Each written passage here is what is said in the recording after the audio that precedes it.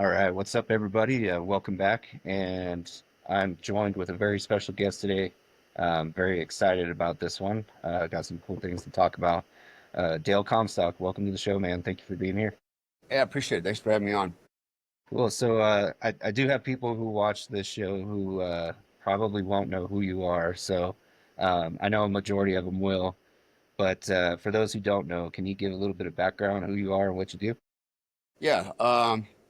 So sometimes I don't even know where the hell to start because there's so much to tell.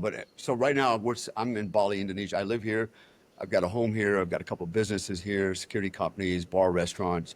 My wife is Indonesian. I've lived here in Bali 7 years, Indonesia almost 10 years. But I don't live here exclusively. I have a home in Philippines, extended family there, and I also have a home in Panama City Beach, Florida. So I kind of like bounce between the three of those. I do a lot of work in security. I do a lot of work in performance coaching. When I say performance coaching, I mean life coaching. And in my life coaching, I talk a lot about health and nutrition, debunk a lot of the myths that are out there, things like that. All of that is also, I do that because I'm trying to help people live better, live better lives, and more fulfilling, healthy lives.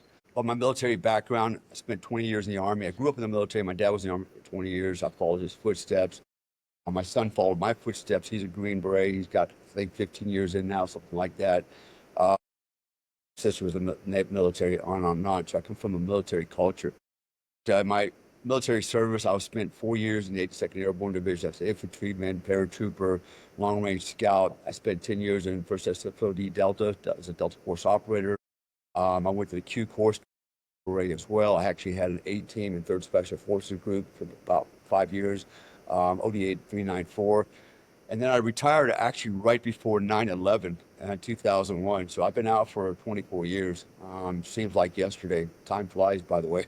So, but as soon as I left the military, 9/11 happened. I started a security company prior to 9/11, which it was booming after that. I made a lot of money very fast. I was doing a lot of nuclear security consulting. In fact, at one point, I was the only nuclear consultant, only company servicing the United States nuclear energy industry. At the time, there was about 64 nuclear power plants, 17 or 116 reactors, and I served over 42 of those. You can imagine all aspects of it. So, did really well at that. A few years later, after I started the company, G4S Whacking Up bought the company because I was a pain in their ass. I was competing against them and kicking them in the butt. So they bought my company out, which is a good way to go. Looking back, I would kind of regret I ever sold the company and gave it up because I thought for sure it was gonna go away with 9/11. It's gonna wane, and it didn't. And so immediately I turned around, reincorporated, started another company called Risk Control Institute. I sold that in 2011 to another company concurrently while I was working for OGA. So I spent 11 years as a GBer. Those guys that, you can look that up, what that means, but I won't say it because of non-disclosure agreements. But I was an OGA for almost 10 years as well. So concurrently, I was running my companies and I was working for the government in the capacity as a paramilitary operative, doing the same I did in the unit, but with less less guys with me, one or two other guys making hell of a lot more money, and also a lot more risk. I spent 9 months out of the year, mostly downrange for 11 years, or 10 years, sorry, and it didn't bode well, obviously, for my marriage. But from there, what happened finally, I got discovered by Discovery Channel, um, which was interesting. So I ended up on a TV show called One Man Army, and that ended up with NBC discovering me. They called me, go, hey, we like what we saw, blah, blah, blah, would you like to be on this show? So I went through the process. I think there were 10,000 applicants for a TV show called Stars and Stripes. And me and 6 other guys made it, 7 other guys made it, including Chris Kyle, the American Sniper. So I was on that TV show as a reality show with Terry Crews, many others, Eva Torres, Layla Ali, and that also aired at the same time the Olympics was going on. So I did that, and then one thing led to another. I got approached by a production company, a bunch of conservatives out of Dallas. They want to start a conservative production company. They did. I became the poster boy. So I spent a couple years in Hollywood making movies, doing stunts, advising, things like that. I could have done really well, at least according to the experts in Hollywood. They told me if I would move to Los Angeles, I could be on a TV show on a continuous basis, and I could actually probably be the next Danny Trejo when I had the Fu Manchu, right? And so, you know, I realized eventually that this is not what I'm this is not what I was built to do, faking the funk, so to speak. It just wasn't me. There's some good people out there in Los Angeles, but there's also some real lunatics, and just living in that environment. Look, all we got to do is look at the news and, look at California. It's just a shitty place to live. My parents moved out of there. I grew up in Sacramento, and my family, everybody just pulled tents pegs a long time ago and just moved to like North Carolina and got out of there. And for me, honestly, I couldn't, the state itself is beautiful, but the culture and the politics, and the cost of living, I just didn't want to do with it. So I left and they left. And then so, uh, and then so when I left Hollywood, basically, okay, where am I going to go now? And I ended up in Hong Kong. So I lived in Hong Kong for a while. I was one of the guys that was helping to run a security detail for a multi-billionaire investment banker. I won't mention his name or anything like that, but very wealthy, very affluent. So I lived downtown Wan Chai in Hong Kong. Did that for a while, where I met my wife. My wife's Indonesian. Developed a relationship. She moved back to Indonesia. What did I do? Like a lot of dudes, I followed her. And when I got to, actually, we lived in Jakarta for a while. When I got there, started looking around, I realized there's some business opportunities here in the security space. I started networking on Facebook with, the Indonesians, and I started meeting a lot of military, paramilitary, law enforcement, investors, very affluent people, attorneys, and things like that in Indonesia. And that led to meetings, and one thing led to another. I ended up starting a company called Strategic Outcomes Asia in Jakarta. I married up with another billionaire, and built up a company there with him. Actually built up his company. I won't go into what happened, how that ended. I can tell you, I walked away empty-handed, and got taken advantage of. Was basically what happened. I built this company for him. So, not discouraged, a little upset, but not discouraged. I moved to Bali, and my wife and we set up our company here, and we've been here thriving. I've got a brick and mortar security company. I provide explosive detector, narcotic, and patrol dogs to all the Marriott properties, local venues. I mean, my wife and I also own a bar, restaurant, billiards lounge here. So it's pretty cool. So I live in paradise. I can't say I really work because, my dogs are my dogs, they're my pets, but they're also, keeping a roof over our head and keeping food in our mouth and our bar, and, get to hang out at my bar, right? Play pool and drink beer and meet people. So, and then so those are some of the things that I do. Actually, my wife now runs both of those businesses. I have other businesses as well. So I still operate in the space of security. I do a lot of consulting. I don't work for other companies or nothing like that. I haven't ever worked for anybody outside the military. And even when I was in the agency, I was a contractor, so I worked at will. I stayed very busy when I wanted to, but I never really answered to a boss per se. I was given a lot of latitude. So now I do a lot of, like I said earlier, a lot of performance coaching. I help people become the best version of themselves. I've been coaching for 7 years. It's a side hustle, so to speak, but I've coached over 400 people, to include Tony Robbins coaches, chaplains, doctors, preachers, you name it. I've coached them, and very successfully, I would add to that. And so I do that. And as I mentioned a minute ago, I also do a lot of specialty type work in the security space. For example, I will get clients that go, "Hey, my daughter's in trouble. She's young. She's in this country. Can you bring her back for me?" And I'll go get her, retrieve her, and bring her back. They pay me a lot of money. Or I'll get a client that says, "Hey, my husband was kidnapped or came up missing in Saudi Arabia. He's a billionaire and he's missing. Like, can you find him?" And I'm like, "Yeah." And they pay me a lot of good money, and I go find him and go, "Yep, here it is. He's in jail." And so he didn't get kidnapped, and stuff like that, right? And so the kind of cool stuff. I've helped people get out of countries that, communist countries, they couldn't get out because they had their passports revoked because they wouldn't pay some type of extortion. They were taken advantage of. They said, "Oh, you don't want to do this, and we pull your passport. You don't get to leave. You don't get to work." And I've literally had to recover guys that have lived in these countries for 5 years on the streets out of a backpack, and I'll go over within 72 hours, I literally walk them across the border, sneak them across the borders, rice paddies and jungles, and then I bring them, I liberate them. Is what I do. So that's the kind of work I do. When I say still in the security space, what I won't do is I'm not going to pick up a gun again and go to Ukraine and crap like that, right? Yeah. That's not my business. I don't think that's our business. You know, but I do stuff for people that have no other options, and to include interdicting bad guys and you know, disrupting their operations, taking their money and putting in bed if that's what needs to happen. So that's kind of the things I do, and that's a general statement, by the way. I could go really into the weeds. I do a lot of business development. I work with other people on very high level projects with a lot of money. But so I guess at the end of the day, I wear a different hat every day. Just depends on what I want to do today. Today, I think I'm going to wear this hat, and I'm going to go do that. You know, and so I'm living a life fulfilled, a dream life. So that takes me to the stem cells. This is how you and I have met. And what do I do in that space? So I won't go into how I got involved in it. It's a long story, but it's a good story. And the reason I got involved in stem cell and regenerative therapy is because um, one, it works, and two, everybody that's listening out there has looked up stem cell therapy. What is the main issue? Cost, right? It's super expensive. Okay. And the reality is you're being lied to and being taken advantage by most clinics out there. All right. And I'm going to go into the weeds, what the differentiators are and what you need to be aware of, because they won't tell you. You need to be aware of before you sign up for something. Okay. I have a doctoral degree in natural health and alternative medicine. I got a master's degree in business and organizational security management.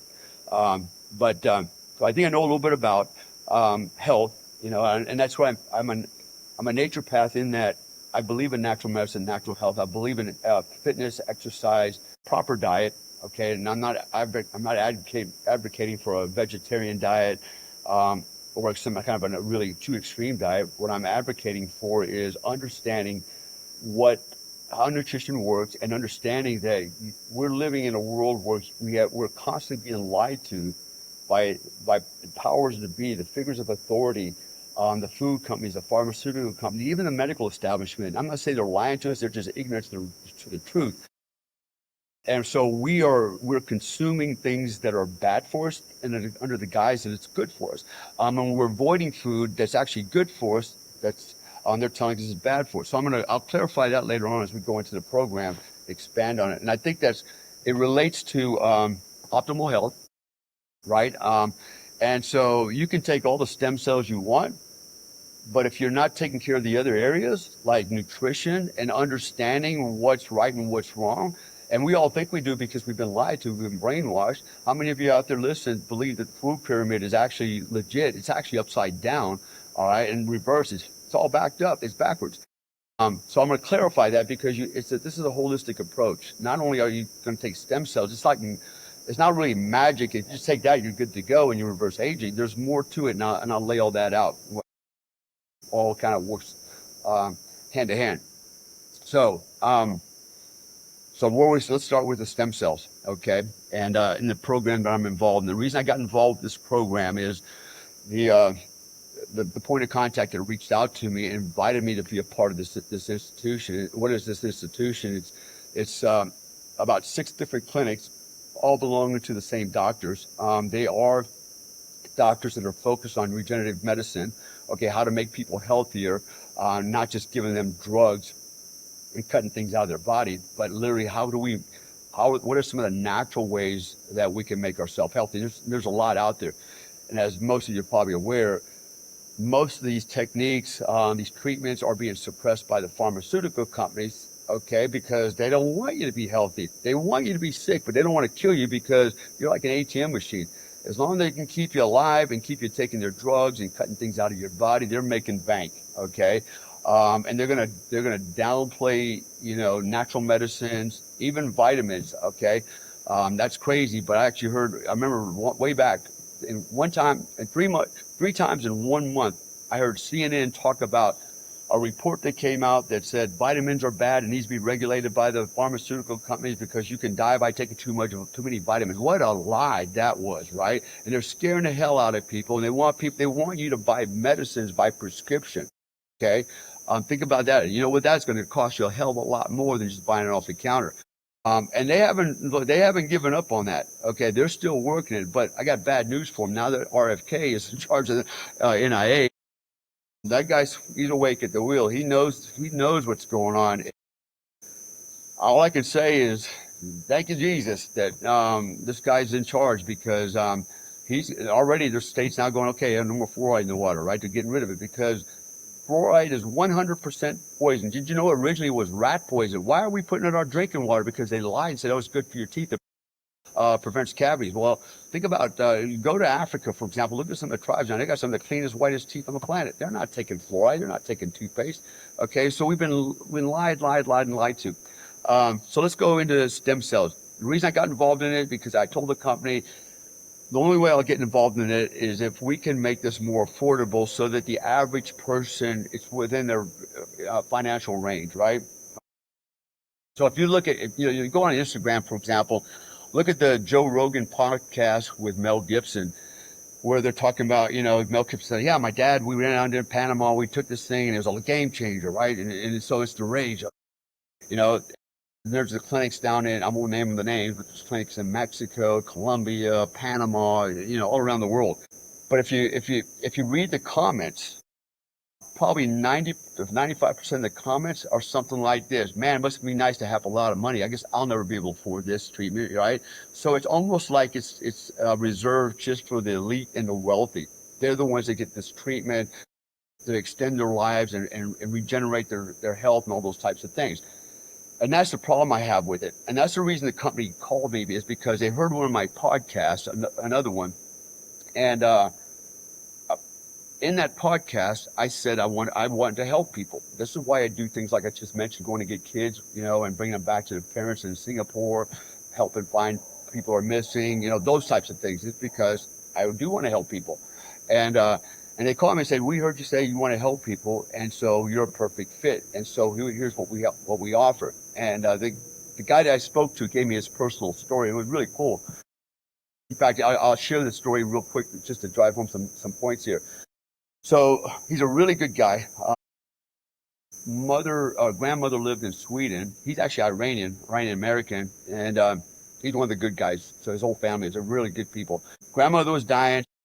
She was going to check out any day now. She's in the hospital, right? Kidney failure. It's over. Come over and say goodbye to us. What basically the message was. He didn't accept that. So he actually brought stem cells with him on dry ice. Okay. He showed up and yeah, she was going, tits up, man. And, literally in her hospital bed, he injected her with stem cells. The next morning she was on her feet, getting dressed on her own and left the hospital, right? And was completely, everything resolved itself, the kidney failure. And she lived for years later after that. Okay. And she was, elderly woman, but she was healthy again, lived a normal life. And I said, well, how did she pass? He goes, yeah, she finally passed. I said, what happened? And here's how she passed away. This is the craziest part. So she had an anxiety attack. Okay. Older lady had an anxiety attack. They thought she had a heart attack. So when the EMTs showed up, they hit her with epinephrine 2 or 3 times, right? And they killed her, right? And so, that's how she ultimately went out, not from the kidney failure or anything like that. So, and so I knew the guy was very passionate about this. He believed in it, he felt like he saved his grandmother's life for a while. And he said, listen, he goes, I wouldn't expect you to advocate for this if you've never done it before. So they were willing to do was give me the treatment so I could see for myself, right? I'm not going to sit there and go, yeah, they told me that stuff works. I've never tried it, but I'm not from Missouri, but show me, right? The show me state. I mean, I'll buy into it if you show me, prove it to me. I got to believe it before I talk about it. And so, here's what happened to me. So I came back to Florida from Bali, and within 2 days after arriving in Florida, POC as point of contact, flew from Phoenix to Panama City Beach, Florida, checked in the hotel, we made arrangements. I came to the hotel, and literally he ordered the stem cells. They were on dry ice. They showed up. And by the way, we have a laboratory in Miami, okay, Center for Regenerative Medicine. It's ours. They actually extract and harvest stem cells. They do everything, and they're FDA approved. Let me say that again. They're FDA approved. They're inspected by the FDA for everything. Make sure it's purity, quality control. It's all there. So our our company model is actually FDA licensed, and we are one of the few clinics, maybe one of the only ones that can actually inject stem cells intravenously.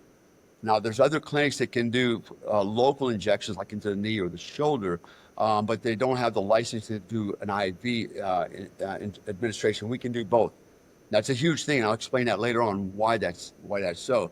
Um, and so, anyways, long story short, I show up in the hotel room, and he's got actually two vials there, one for him and one for me. Right? He goes, listen, he goes, I wouldn't expect you, let me give you an injection and you don't know me from Adam. He goes, I'm going to let you give me the injection because I know how to do it. Right. And, so it's a push IV is what it is. It's not a bag IV. It's a very simple procedure.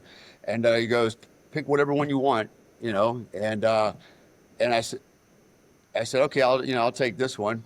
And then he goes, okay. And then he picked the other one. I go, no, I changed my mind. Give me yours and take this one back, right?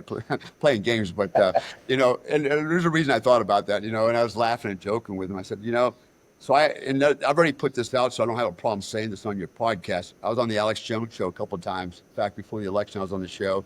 And just recently, I was on the show. And the reason I was on the show, I was on it for a couple of reasons. But one of the reasons I got on there, I wanted to let people, the Americans, know that my wife was actually deported from the United States, not because she's bad. She's actually got a DOD dependent ID card. We've lived over there. There's a long story, but no fault of our own. Apparently, we overstayed a 5-year unlimited visa, and we were only like 3 years into it. It's the craziest mess. It's not because of the visa. It's because of me. So I'm on a list. I'm on lots of lists. People don't like me because I'm outspoken. If you follow me on some of those social media sites, there's no filter, man. I don't give a shit about what you think about me at the end of the day. And I'll call a spade a spade. I'll call it what it is, and I do. So what happened was, so then last year, I've been trying to get my visa back. She was eligible for the green card. And anyways, the government's playing games, right? They keep making up excuses not to give it to her. They can't slow me down, but they know I'm not going nowhere without my wife. And so last year in May, I was notified by DOJ, FBI was looking for me. And I remember when I was informed, hey, the FBI is looking for you. I ended up calling them. And before that, I answered the phone. I was like, what the hell? Why are they looking for me? What did I do? Did I like misgender somebody, use the wrong damn pronoun, So, I mean, that's where we're at, man. Where we were, right, with these monkeys, right? And so I call them and they go, no, we actually have a duty to warn you. I said, warn me of what? Not to use bad language or insult people, right? And they go, no, actually, you are a priority target for Al Qaeda. They put out a worldwide fatwa on me on the dark web. All affiliates come and kill Comstock, right? That thing. So that's one of the reasons was working on trying to get my wife back, get her visa back or a green card so we get off the X.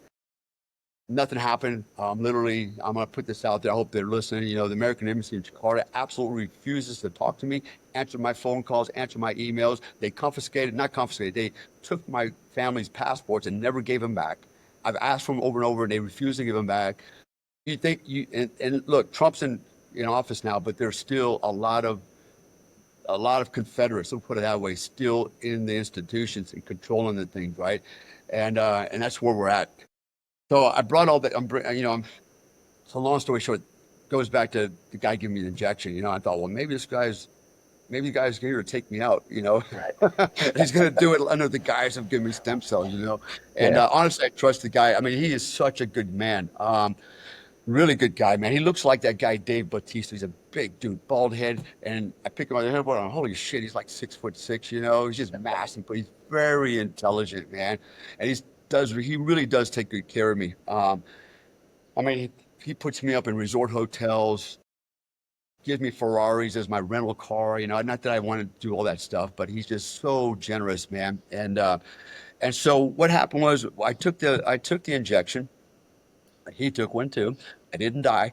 Now I didn't tell him what was going on with me. So just some of my condition, my issues, right? I'm 62 years old. I am in really good shape. And the reason I'm in really good shape is I've always been an athlete. I was a professional boxer. I was an MMA fighter. I used football. I was a running back. As little as I was a running back, a fullback, defensive end. I can go on and on. But I've been an athlete. I was a competitive bodybuilder. Up until the age of 50, I stopped competitive bodybuilding. But I'm still hitting the gym. I'm still working out. I'm in as good a shape as I was in my 40s. I don't run as fast or far anymore because I choose not to. I've kind of changed my cardio to something different. But I did have torn meniscus ACL, my knees, particularly my left knee. I had inflammation for the last couple of years where I couldn't even bend my knee. I couldn't run on it anymore. I was limited to some of my performance, right? My right knee was bad, but not as bad as my left knee. Left knee was really bad. I didn't tell them about that. I had an L2, L3 compression fracture from a helicopter crash back in 1989. Put me in a body cast for 5 months. And it finally caught with me too in the last couple of years. In fact, I got to a point where I couldn't even bend over anymore. I had to squat like a sumo wrestler just to brush my teeth every morning. And there were some days I couldn't get out of bed for 3 days, no matter what I did. I would literally fly back to the United States to go see a chiropractor to get an adjustment. And that did help temporarily, but then eventually I'm right back to this painful existence with my back. Now I'm pretty good at faking the funk. Most people go, damn, there's nothing wrong. You look great, and it's like, if you only knew the pain that I'm holding in, I've got to keep this, I got to keep this image up. And so that had that going on. And then the other thing I had that you can't see is I had stage 3B kidney disease. I've had that now. I had it for 13 years. My creatinine levels were 1.6. Okay, so they're pretty high. Now, there's a reason I had that happen. I had a stroke in 2012. Yeah, I actually had a stroke. In the best shape of my life, I had a stroke. That was the most amazing part. And so I ended up in the hospital. They did all the tests, and so what? I didn't have an aneurysm. It wasn't a rupture in my blood vessels, left parietal lobe. It wasn't a blockage. It wasn't a rupture. It was actually a constriction. My blood vessels clamped down on one side of my brain. And I woke up one morning on Queer Street, man. I mean, I had double vision. I couldn't get out of bed. I just thought I was really hungover from the weekend or something, right? And when I did finally make it out of bed, my head was laying on the right side of my shoulder, and I'm doing right-hand turns into the wall, right? Circular motions to the bathroom. I look in the mirror, double vision. I was like, geez, what did I do this weekend? Well, I ended up in the hospital, and they had told me that I had suffered a stroke. And that had affected my heart, especially the ejection fracture was down to like 45 at that point. Your heart and your kidneys are actually linked together, right? Your kidneys help control blood pressure. Okay, it regulates, water, salt, all those types of things, right? So I've got a system here. My brain, my heart, and my kidneys have shit the bed for some unknown reason. So the neurologist, like, we don't know what happened, why it happened. We're not sure it'll ever happen again. The the assumption was that it was probably related to TBI, from all the combat and shit, and being in close proximity to IEDs and explosions. I was actually a breacher for a long time. I was blowing shit up like feet away from me, and I have suffered a lot of overpressure. And they thought it was probably related to that. Don't know. Honestly, I've never had another stroke. I've never been. So it took me like 30 days to recover. Okay. Long story short, my heart did recover. My kidneys did not. Okay. So outside of that, everything else is functioning fine. And but I was a little concerned about the kidney disease. Is it going to continue to progress as I get older? And so they didn't know about that. I didn't tell them about that. So I did the injection. It was 4 o'clock in the afternoon on a Tuesday. Wednesday morning, I woke up at 0600 in Panama City Beach, Florida. I jumped out of bed on brand new legs.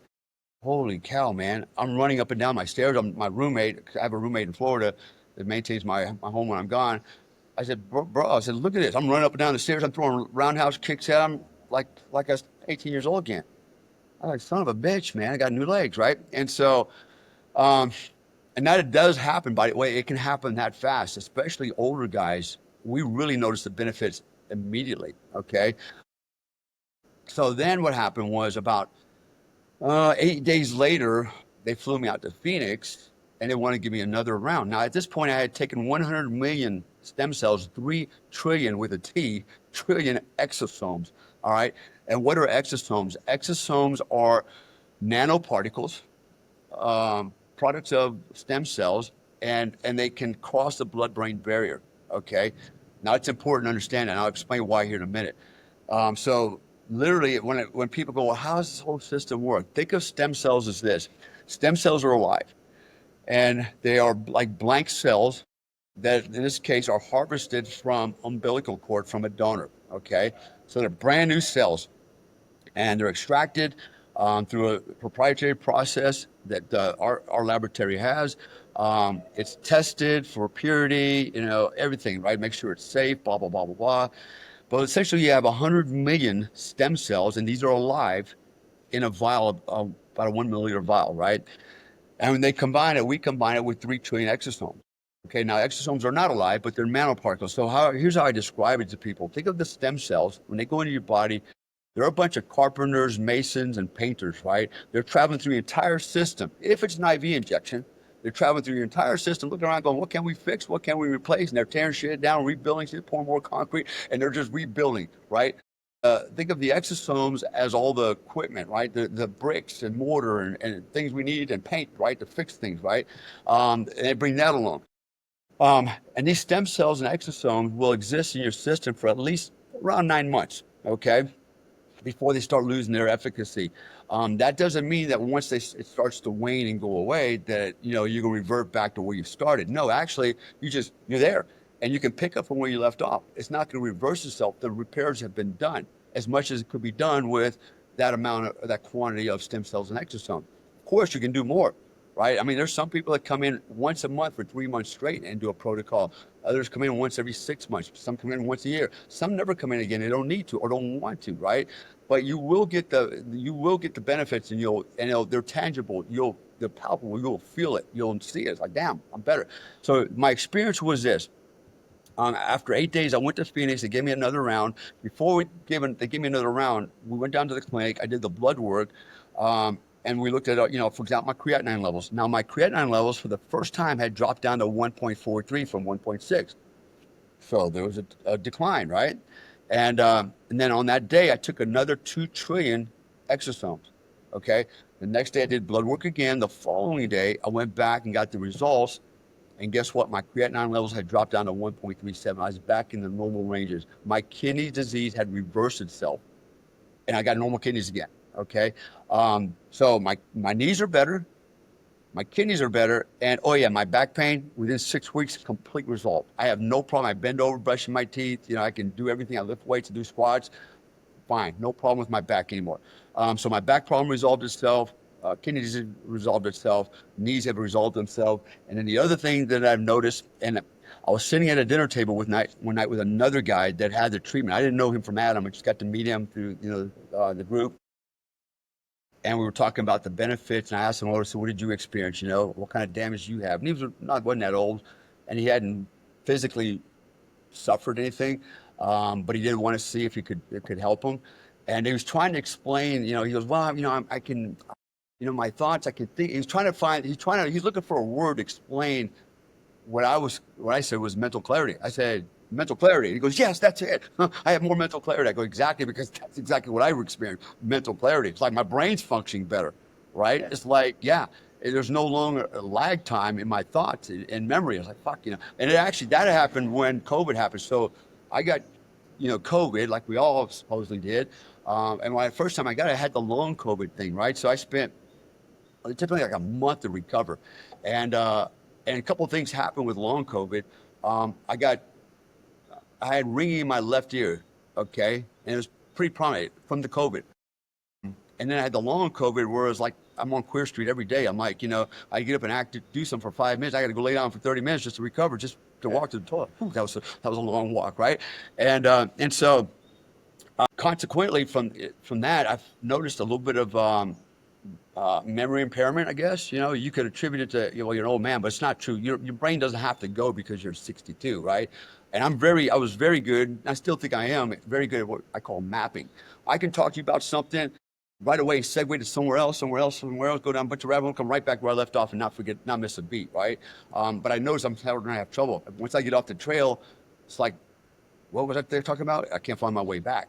Well, I noticed that's starting to resolve itself again, right? I'm back to old Comstock again. So it helped me, for sure, neurologically it helped me. Brain function, of course, my physical function, everything has resolved, is better. I honestly do feel like I've gotten 20 years of my life back, maybe even more, I don't know, but I do feel much better. I had reflux really bad. That went away. That's actually one of the benefits of if you have stuff from gastroenteritis, all kinds of stuff like that. And I can talk about that later. What causes that? It's not always. There's usually another root cause for stuff like that, and I'll lay that out here secondly.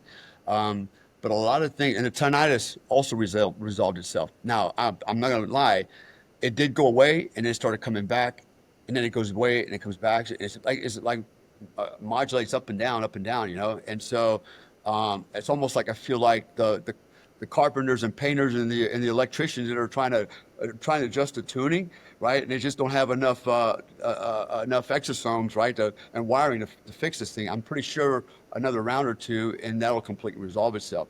All of this stuff it's not me just making it up. You can look it up on the internet. You're going to see a lot of information out there about the health benefits of, you know, this type of therapy. Now, is it safe? Absolutely safe. It's been researched like mad. I sent you all the white papers on it, the research that's out there, the questions. You can Google a lot of this stuff, and if you see anything derogatory out there, right, derog on it, I can tell you most likely it's going to be somebody whose pocketbooks are being affected by this, like the pharmaceutical companies, right? There's a reason the FDA doesn't want to approve this because they've been under the thumb of the pharmaceutical companies. There's a lot of therapies out there that have been pushed into the shadows or over the cliff, or or the discoverers and inventors were pushed over the cliff to keep this stuff from getting out. And that sounds like, who would do that? Well, I'll tell you who will do that. Human beings. We are some evil, nasty creatures. You know what? I travel the world dealing with assholes like this, and they're everywhere. Yeah. Okay, and if you don't realize, you don't see it, man. You're living under a rock. Come on, man. Nobody really wants to help but keep you alive. When I say nobody, I'm talking about the government, the pharmaceutical companies, even the food companies. Okay, this is how they make their money, keeping you sick.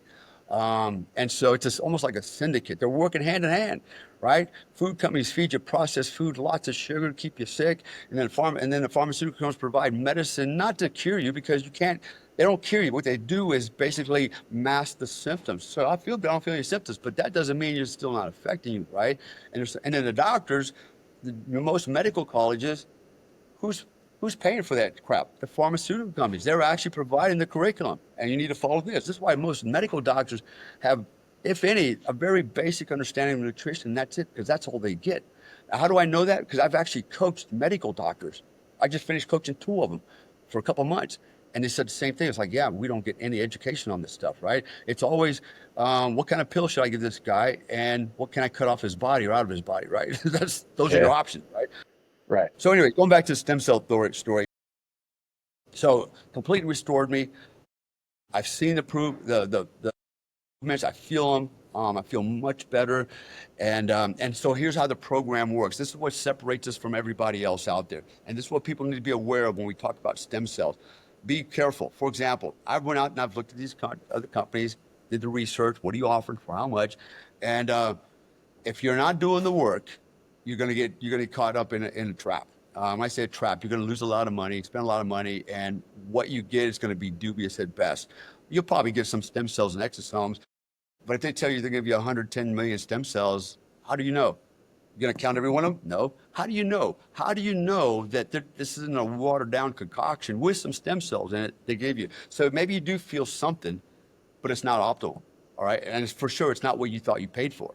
Okay. Right. You don't know that because these other pharmaceutical companies out of the United States and these other clinics outside the United States are not FDA approved. Okay. And a lot of the clinics in the United States are not FDA approved. Right. And I've actually done this. I've called clinics and they won't answer my call. They wait till I leave a voice message with my phone call and they call me back. Why? They're vetting me to see if I'm an FDA regulator, right? They don't want to get caught in a trap. And so there's a lot of shenanigans going on there because there could be a lot of money. There is a lot of money made on this stuff, but it doesn't have to be that way. And this is why I said earlier, this is not just about making profits. It's also about actually making this available to I say the average Joe, right? The average person out there that's got a limited budget. Look, obviously we can't make this available to the guy that has no job living on the street because there is a cost to producing and harvesting the stem cells and the licensing that goes along with it. There's a cost to it, right? And so nobody's going to work in the negative trying to help people. But so here's the things to concern yourself with: the pricing, for example. Um, the amount of stem cells I got at that particular time If I would have went to Mexico, for example, I checked the one out in Panama, the one that Joe Rogan talked about, Mel Gibson. All right, their baseline price is $26,000, I think $900. So it's $26,000, right? And what do you get for that? You only get 110 million stem cells. We give you 100 million stem cells, so they give you 10 million more, right? They don't give you any exosome.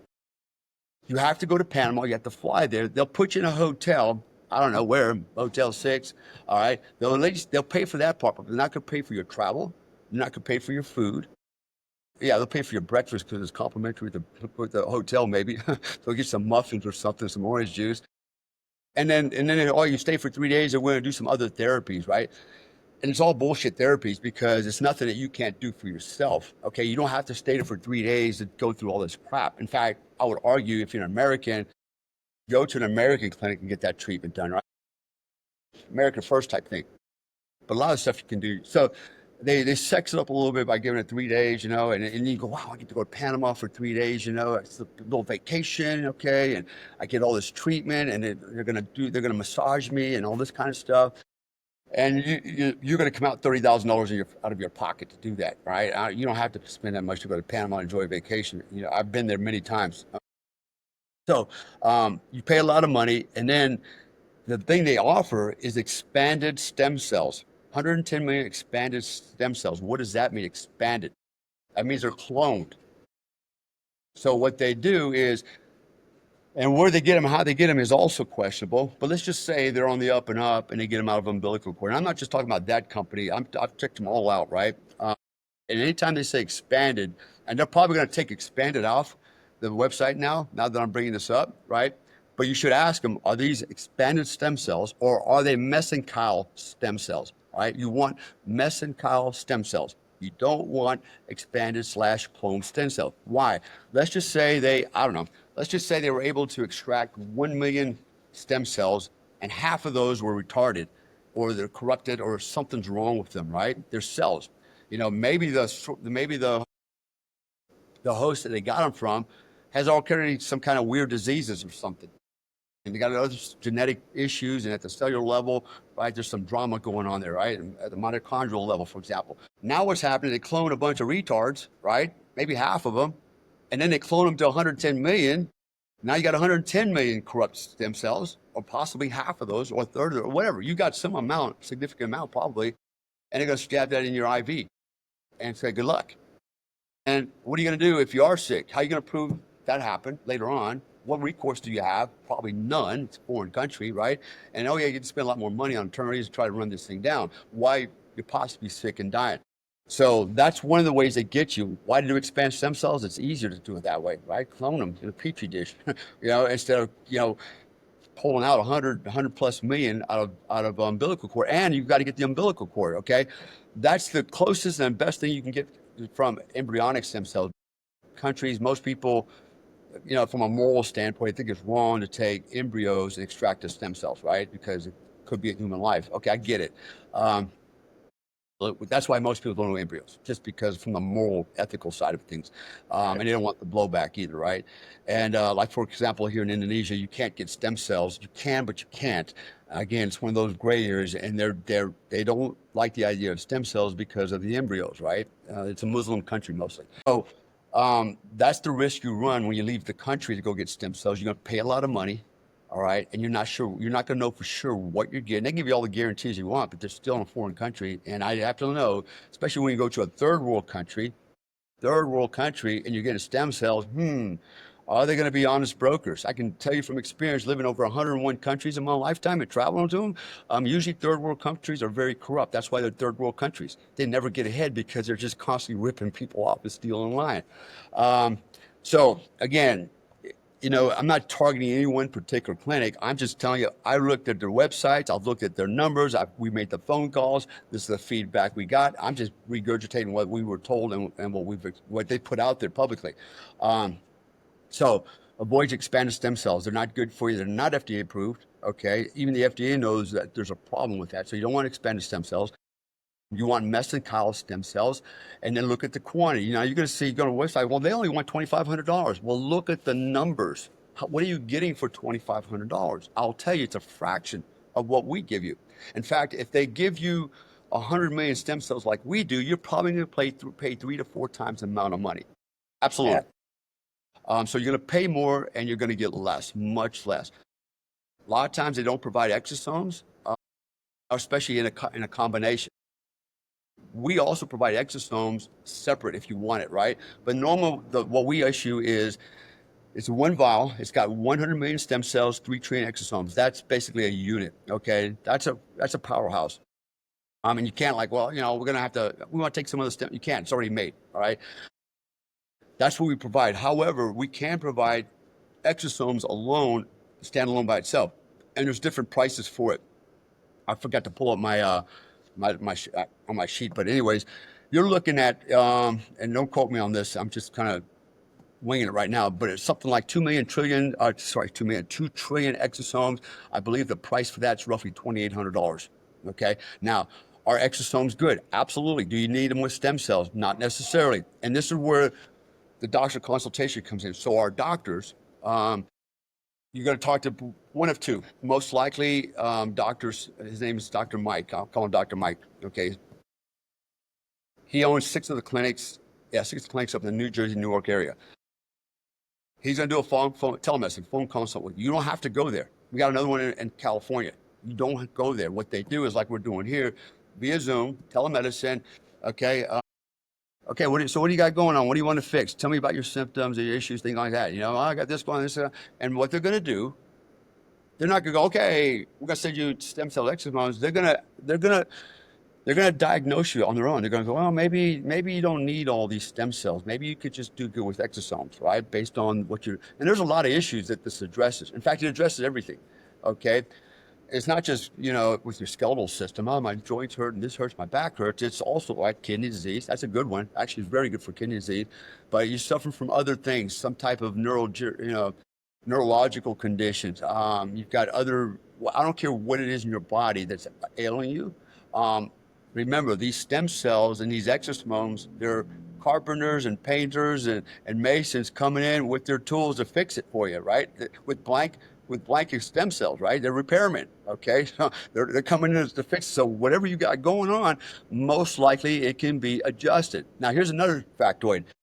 97% of the diseases, the afflictions that men suffer and women, whether we suffer, are actually not diseases. They're disorders. Where these disorders come from, most of the time they're nutritionally based. It's a nutrition disorder, right? It is sometimes environmental. There's environmental influences, toxins, and things like that that can also disrupt us. But most of these diseases are just disorders, and a lot of them can be resolved with proper diet and understanding nutrition, and not believing the lie that we've all been fed, all our lives. That's one aspect of it. Unfortunately, today, most people have suffered or are still suffering and don't even know they're suffering from bad diet and lack of exercise. Okay. And so they've already got damage. And then also, from their profession or whatever, they played sports and jacked up their knees, their back, the military, they got banged up, law enforcement, firemen, EMTs, just, grandma, everybody probably has some issues. And a lot of times it's probably not even it's not congenital. It's not something that you were born with. It was not a condition you were predisposed to. In fact, there's no such thing as cancer disease genes, by the way. And so they'll tell you, oh, you got the gene for cancer. You need this. That's bullshit, right? There's so many lies we've been told. But the moral of the story is this: because we can do an IV injection, we can address everything in your system. Companies that do local injections to your knees and shoulders, it doesn't address everything. It's localized, okay? And so we can do both. And I've had both done. I've had exosome injections in both my knees, on top of the IV treatment, just to reinforce everything, with great results to it. So no expanded stem cells. The other benefit we have is telemedicine. And then guess what? The doctor goes, you know what? I recommend stem cell therapy treatments. This is the protocol I suggest. Do you want it? Yes, sir, I want it. Okay. And what's going to happen is you do everything. You make all the payment. It goes in. It doesn't come to me. None of that comes to me. Actually, after you talk to me, I refer you to him, and then he runs with it. I don't do anything else. I'm kind of the interface, the broker, right? And then they process all the payment information, all the paperwork. You're going to have to sign what's it called? Basically a waiver, because what we have is called an IND, experimental new drug. That's why we have the license, because it falls under IND. And you can thank Trump for that, because Trump during COVID last time said, you know what? Um, why can't people try an experimental drug if it saves their life? Why they got to wait 10 years for the FDA to prove something that most people already know it's working. It's their life. If they want to try it, that saves their life. Let them do it, right? And so he actually is the one that instituted this thing. So we operate under an IND. Now it's supported by research, lots of it. I sent you some of this information. You can Google it. Its efficacy, its safety, all that is, it's been supported. You just sign a waiver. Goes, yes, I'm volunteering to take this injection. Understand that it could something maybe happen, probably not. But if it does, I'm not gonna hold you liable, because I'm doing it. With awareness of all the pros and the cons. I can tell you there's very little cons. If anybody suffers anything, a side effect, it might be something like an allergic reaction, maybe, and that's very rare on top of that. But on long term, you don't know what it's going to do. Now, people are going, well, you can cause tumors, they can cause cancer. There's actually no evidence of that either. Okay, this is just people spouting shit, especially those that that can't believe that there would be something this good out there, and so they're always going to try to figure out a way to to debunk it. And but the research is there; it speaks for itself. And I'll tell you, at this point, the best guy to talk to would be our doctors and the clinic, because they are subject matter experts. This is what they specialize in. They've researched the hell out of this thing, because they don't want to go to jail or get sued or either, right? And so, anyways. Kind of got off on a little bit of a track there, but so then if you approve he approves the treatment and you're good to go with it. Next thing happens after you do all the paperwork, the waivers, the IND waiver, literally on dry ice, the stem cells exosomes will be shipped to your house from our laboratory in Miami. Okay, now it's on dry ice. You have to thaw out the stem cells because they're actually alive, but they're on dry ice, so they're frozen. You have to inject them into your body within 15 minutes of thawing them out. Okay, otherwise they start to die. What happens is when you inject these stem cells, we call them mother cells, they start to propagate in your body. They produce daughter cells. It just starts to propagating, right? And these things are the masons and the carpenters and the painters are running loose, going to work, right? And they brought all the tools with them, the exosomes. So you got 15 minutes. Now,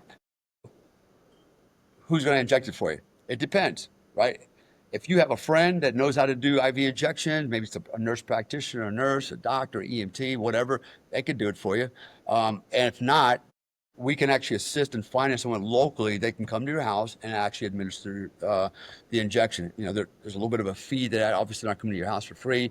It won't be. It's not going to break the bank or anything like that. But we can get somebody to do it. Our office is pretty good at local, through the network, going, yeah, we got a guy here. He'll come over on this time to do it. We'll make sure that the product is there on that day. He'll be there at whatever 1 hour, 1 o'clock, and then boom. I mean, literally, the injection itself takes seconds to do. The whole setup and everything else, 5, 10 minutes, he's in and out of there. Boom, and your life is restored. So you save money on travel. You don't have to go anywhere. You're saving time. You're saving money. You're doing it over your telemedicine. It's convenient. It's at home. You don't have to fly to New York and California and then realize, oh, it's not for me. And you just spend a bunch of money, right? Nobody else is doing that. Nobody else is doing that. So Yeah. that's our business model. So we make it easy for you. The product is good. I'm speaking of it very positively because it did work. And it's not just me. I mentioned to you the other day, I had a friend who was a Green Beret medic, 18 Delta, who did it. Actually, while we're on here, I'm going to pull up right now is what he told me. And I asked him if I could, speak to it publicly as his testimonial. He said, absolutely. Here it is right here. Okay, this is what he wrote. And I'm going to read it to you. This is what he told me. He goes, and he took the stem cells on my recommendation. He goes, I was doing some stem cell math. Once they differentiate, they go through mitosis every 28 hours. In 30 days, one differentiated cell will divide into 34 million new cells. In 90 days, it results in 51 septillion new cells in your body. Think about that for a minute. Septillion with an S. That's 10 to the 23rd power Wow. propagation. He goes, and I had 100 million stem cells, bro. He goes, that's a lot of new cells in 90 days. No wonder I'm feeling great. Okay. So that's a testimonial from an 18 Delta. As you know, Special Forces medics are some of the best trained medics in the world. I mean, they do everything, veterinarian, everything, man. He spent 2 years just learning how to be a medic. And I trust the guy. He's very smart. And these are the kind of results we get back all the time. Yeah. And that just gives you something to think about as far as quality and quantity. Um, Well, so that what am I leaving out, man? What are some other questions? well, and that Yeah, was Scott, part of the hey, thing was almost the I've had injuries. I have injuries from law enforcement, from the military, from me just being stupid, to be completely honest. And you know, uh, it's something my friends and doctors have been recommending for a while. And every time I go and I look and I see the price tag on it, I go, oh yeah, forget that. I'm just gonna keep doing what I'm doing, and just suffering every day. I think that's what made me want to reach out and connect with you was you are a man of your word. I know who you are. I know. Yeah, I've watched your shows, read the books, seen the podcast and stuff. So if you were willing to put your name on it, that tells me that there's something true to it. So, absolutely.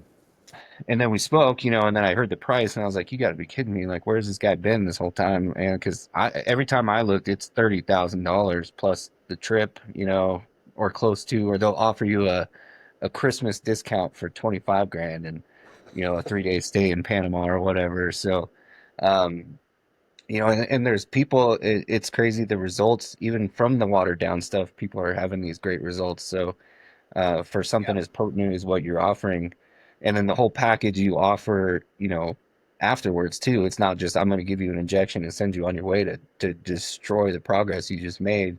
Like you follow through with it. So, that's great. And again, for somebody like you, yeah, Delta Force. I mean, people suffer catastrophic injuries just from the Yeah, selection process.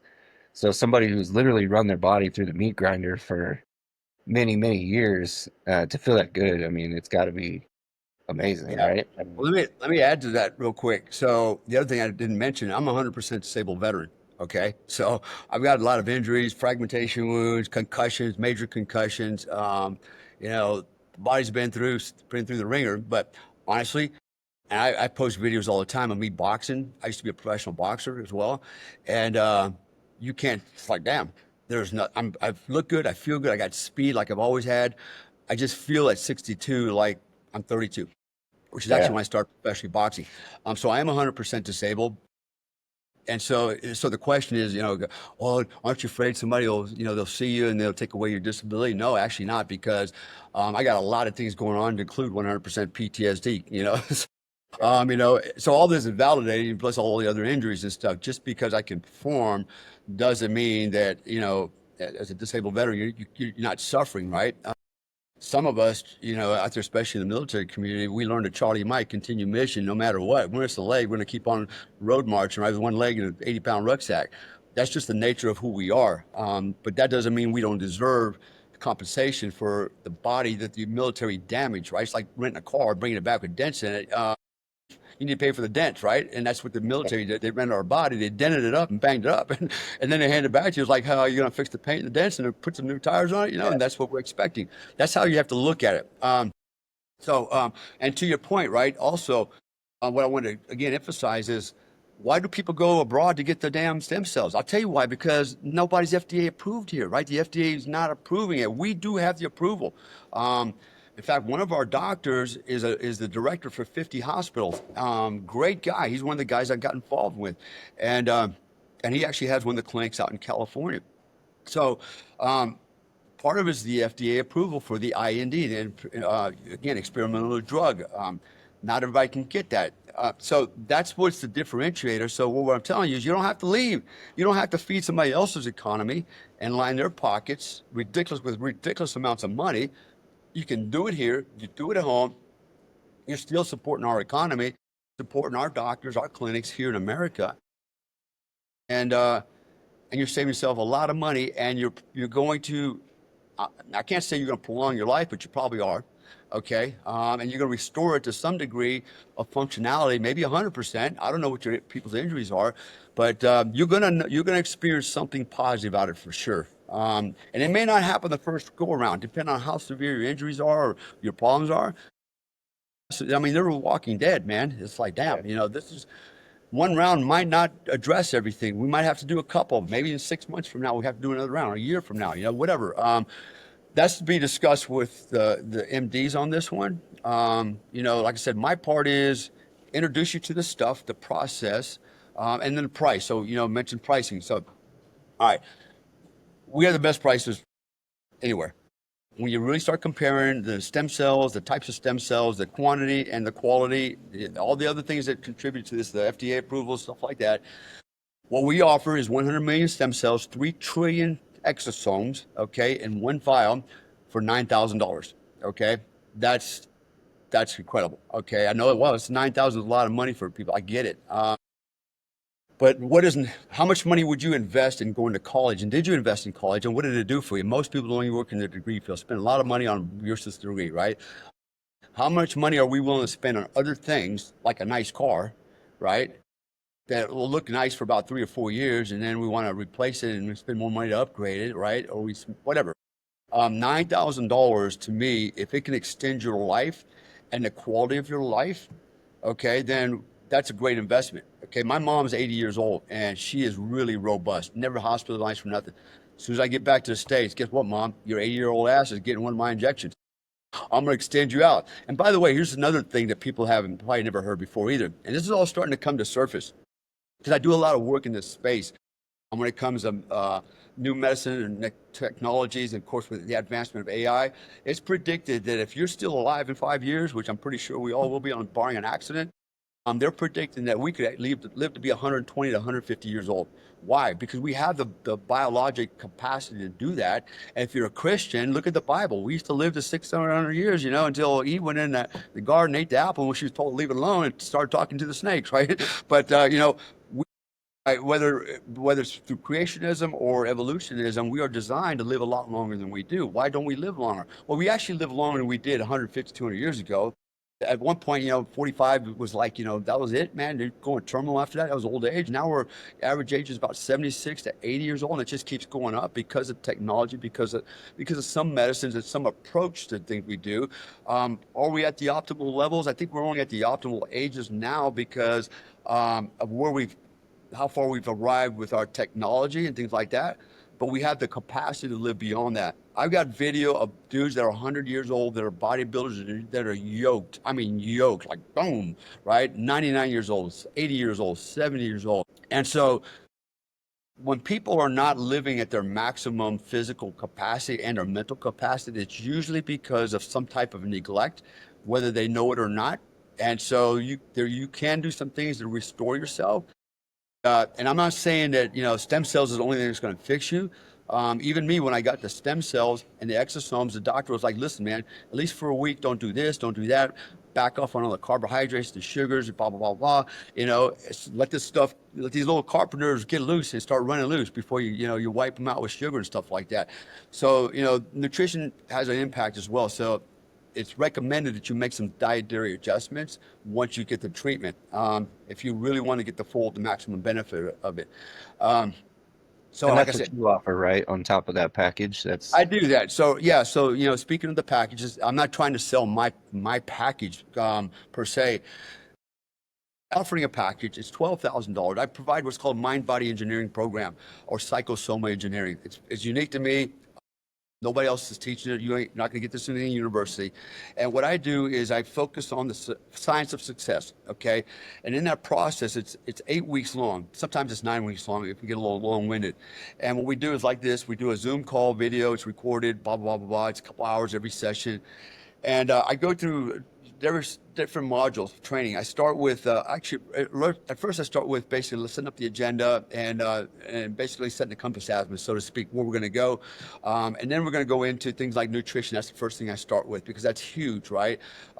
Did you know that your digestive tract, okay, produces serotonins and dopamines, the feel-good hormones, okay, that makes you happy or sad. All right, if you have again, you're eating junk food, you got bad diet, right? You got leaky gut syndrome, you got irritated bowel syndrome, you got all these damn diseases, right? And all this crappy syndromes, which are usually nutritionally based. How do you think? You think you're going to produce serotonin and dopamines, at least the quantity and quality that you need to feel good? No. And so that's why a lot of people that are overweight, okay, are obese. You know why they're obese? Because they eat, they're depressed for some reason, then they eat because they produce some level of serotonin, the feel good hormone, and it becomes like crack. And then they just keep eating, then they get bigger and bigger and bigger, and it becomes a vicious cycle. And then before you know it, their gut lining is deteriorating. They got leaky gut syndrome. They're wondering, why do I keep getting these rashes? You know, these are all indicators that everything that they're doing wrong is manifesting, particularly in the skin. The skin's a great way to tell if somebody's healthy or not. There's other ways, there's other things that are affected as well. But I talk about the skin, the largest organ on the body, and it's a medium for removing toxins, obviously cooling, it's protection, blah blah blah blah, and it's your armor, and it starts to degrade. Anyways, going back off on a little tangent, let me get back on the rabbit trail. Um, and then I go into some stress management. That's another big deal. I don't care how many stem cells you take. If your mind ain't right, nothing's going to be right. And we all suffer stress. Trust me, I suffer a lot of stress. It's how I manage it that matters. And most people don't know how to manage stress, or they think they do, and they're really not managing it. They've just kind of suppressed the symptoms, or they're substituting it with alcohol and drugs or some other weird activity, right? To, porn binges and stuff like that. A lot of times, or procrastination. People procrastinate not because they're lazy, it's because of stress. And sometimes they don't even know that, right? So there's a lot of other things that go along with it. So I talk about stress management. I actually talk about the things that I was trained to do in the unit to manage stress, to keep my heart rate down. So when I go into a room and shoot a guy in the face, I can press that trigger and not throw around, right? So all these things are inextricably linked. I go into conscious thoughts. Okay, what do we think, By the way, by the time you're 35, 40 years old, half the thoughts in your head, the things that you think you know and your experiences are actually false or skewed. And so you're making bad decisions in life thinking you got good information when it's actually wrong, but you don't know that. So you have to challenge that paradigm. And that means you still have to start questioning everything, okay? So when people go, well, man, I think I know how to do this, I just can't get up the hill.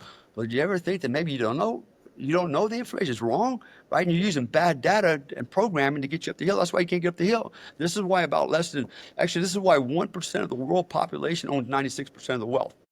Think about that. In fact, Yeah. 99% of the people will live a life unfulfilled. They'll die going, man, I wish I would have done that. Wish I would have done that.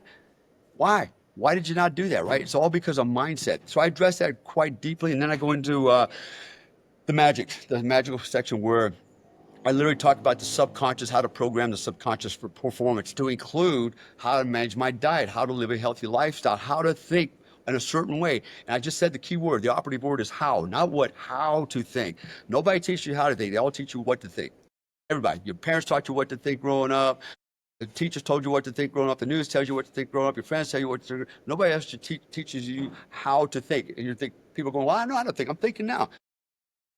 Okay, how to think is literally programming.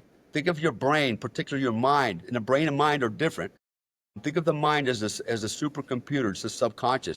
We are programming that every day of our life. We've been programmed before we were born, and we're programmed between the ages of 1 and 7, particularly in 1 and age 7, we're in theta brainwaves. And we are in a form of hypnosis. And that's why kids in those ages are really good on computers. Technology is like little whiz kids, right? It's like, damn, they're smart. They're picking up a language. We have to be able to do that at the age, so we can fit into society. We can play by the rules established by society and the family, right? We got a lot of shit to learn. We got to learn how to listen and speak. Oh, that's what all that noise you're making is actually communication, right? So we're programmed very early. It was the Jesuits that said, give me your children from 1 to 7 and I'll show you the man, because they know your programming at 1 to 7 is going to determine who you become as an adult. But that doesn't mean it's fixed.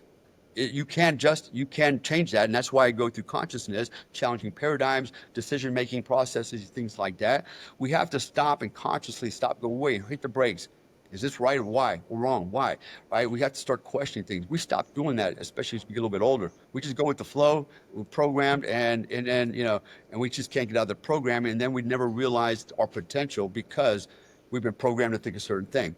And when I go into subconsciousness, I will literally teach you auto-hypnosis, how to hypnotize yourself, to program your performance. I will teach you things like neuro-linguistic programming. Words matter. Words are energy. Words are frequency. Okay, everything is frequency. Everything is energy on this planet. Everything is frequency. Nothing's actually solid. The wooden table I'm sitting at is not solid. Down at the molecular level, there's space between every atom, and every atom's moving. It's called law of vibration, okay? So I go very deeply into that, and I literally program you, help you program yourself for your performance, which could include things like getting on a better diet, going to the gym every day. And by the way, going to the gym and exercise and things like that is not an option. It should not be an option. It's not, well, if I got time, I'm busy, or I do construction work, so I get plenty of exercise. Let me tell you something. I did construction work, and some heavy construction work, pouring concrete, lifting 2x4s and in the blazing sun.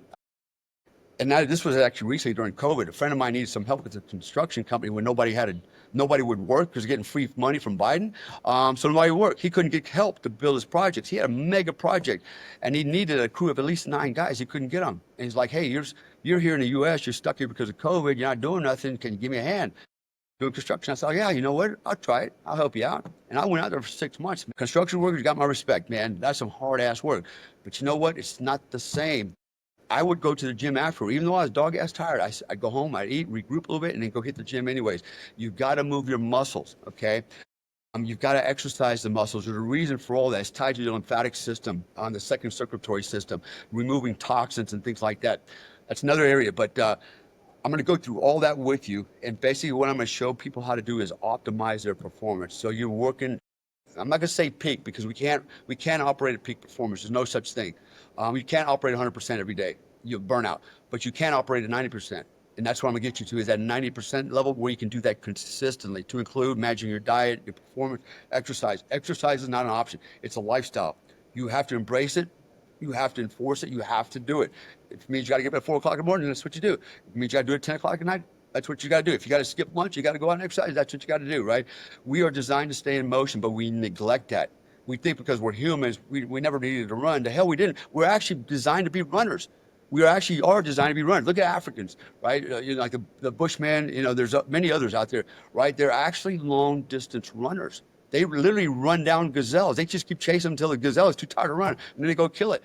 That's literally as part of our DNA. But we've created this culture and this lifestyle where we become fat and lazy, and so we've really gotten away from our baseline of who we really are and what keeps us alive and what keeps us healthy. Most people out there, well, I feel pretty good, but what if you can feel better just by exercising, by diet, and again, I'm talking about stem cells because it's such a game changer, man.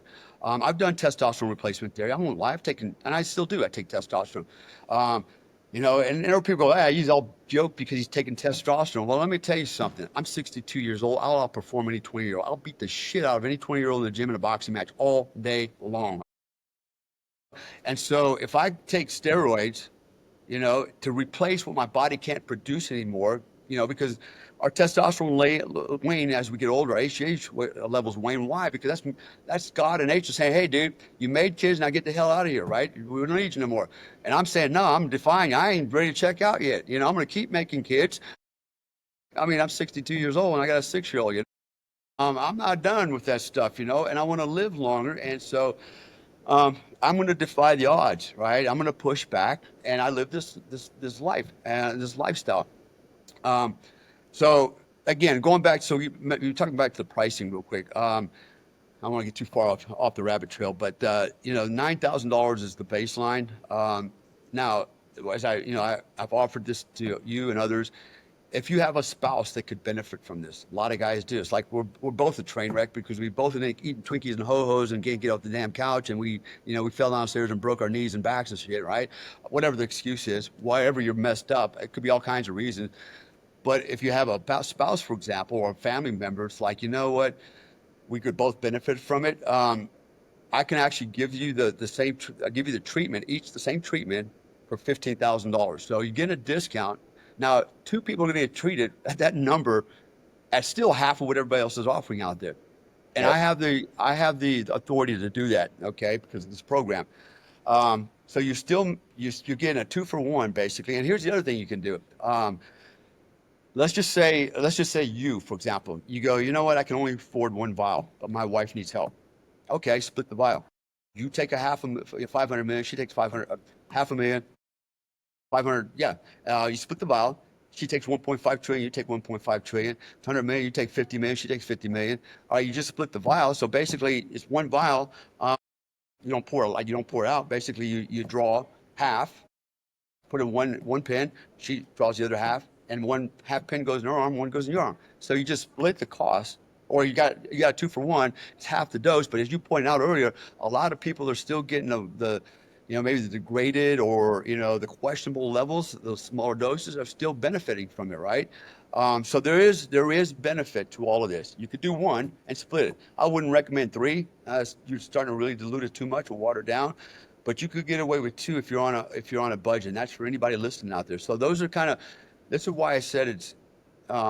That's why I'm sharing this with you.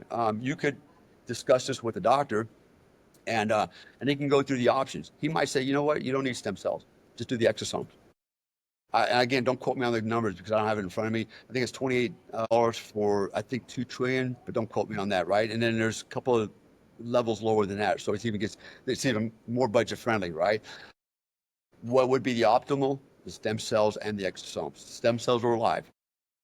And so what we're doing is if you're just taking exosomes, you just put in some building blocks and you're relying on your own stem cells to do the work. And we don't produce as many stem cells. Stem cells are produced in the bone marrow. There are clinics out there that will draw your own stem cells out of your own blood marrow. But remember, if you got an issue, okay, there's probably something going on at your genetic level, DNA level, or metabolic level, some issues, and you're taking more of your own those little stem cells that might have more of the same issues, and you're putting them back in your body and just adding to it. You could, I think, basically compound the problem is what you could possibly. I don't know, but there's all kinds of theories on that one. Plus, it's drawn out of the bone marrow, blah blah blah. That's a procedure in and of itself. That's not going to be cheap. The best option is the one I'm laying out before you. It's already done. It's been vetted. It's been analyzed. It's been certified, FDA approved. It's already done. The work's done. You don't even have to travel. It comes right to your house. So those are some options. I think I covered most everything on this thing. So you said you had some guys that sent you some questions. Yeah, yeah. While they're getting pulled up real quick, as we spoke the other day, it was, I mean, instantly it popped in my head. All my veteran friends, guys who very similar injuries and things like that. And you and I discussed it a little further since then.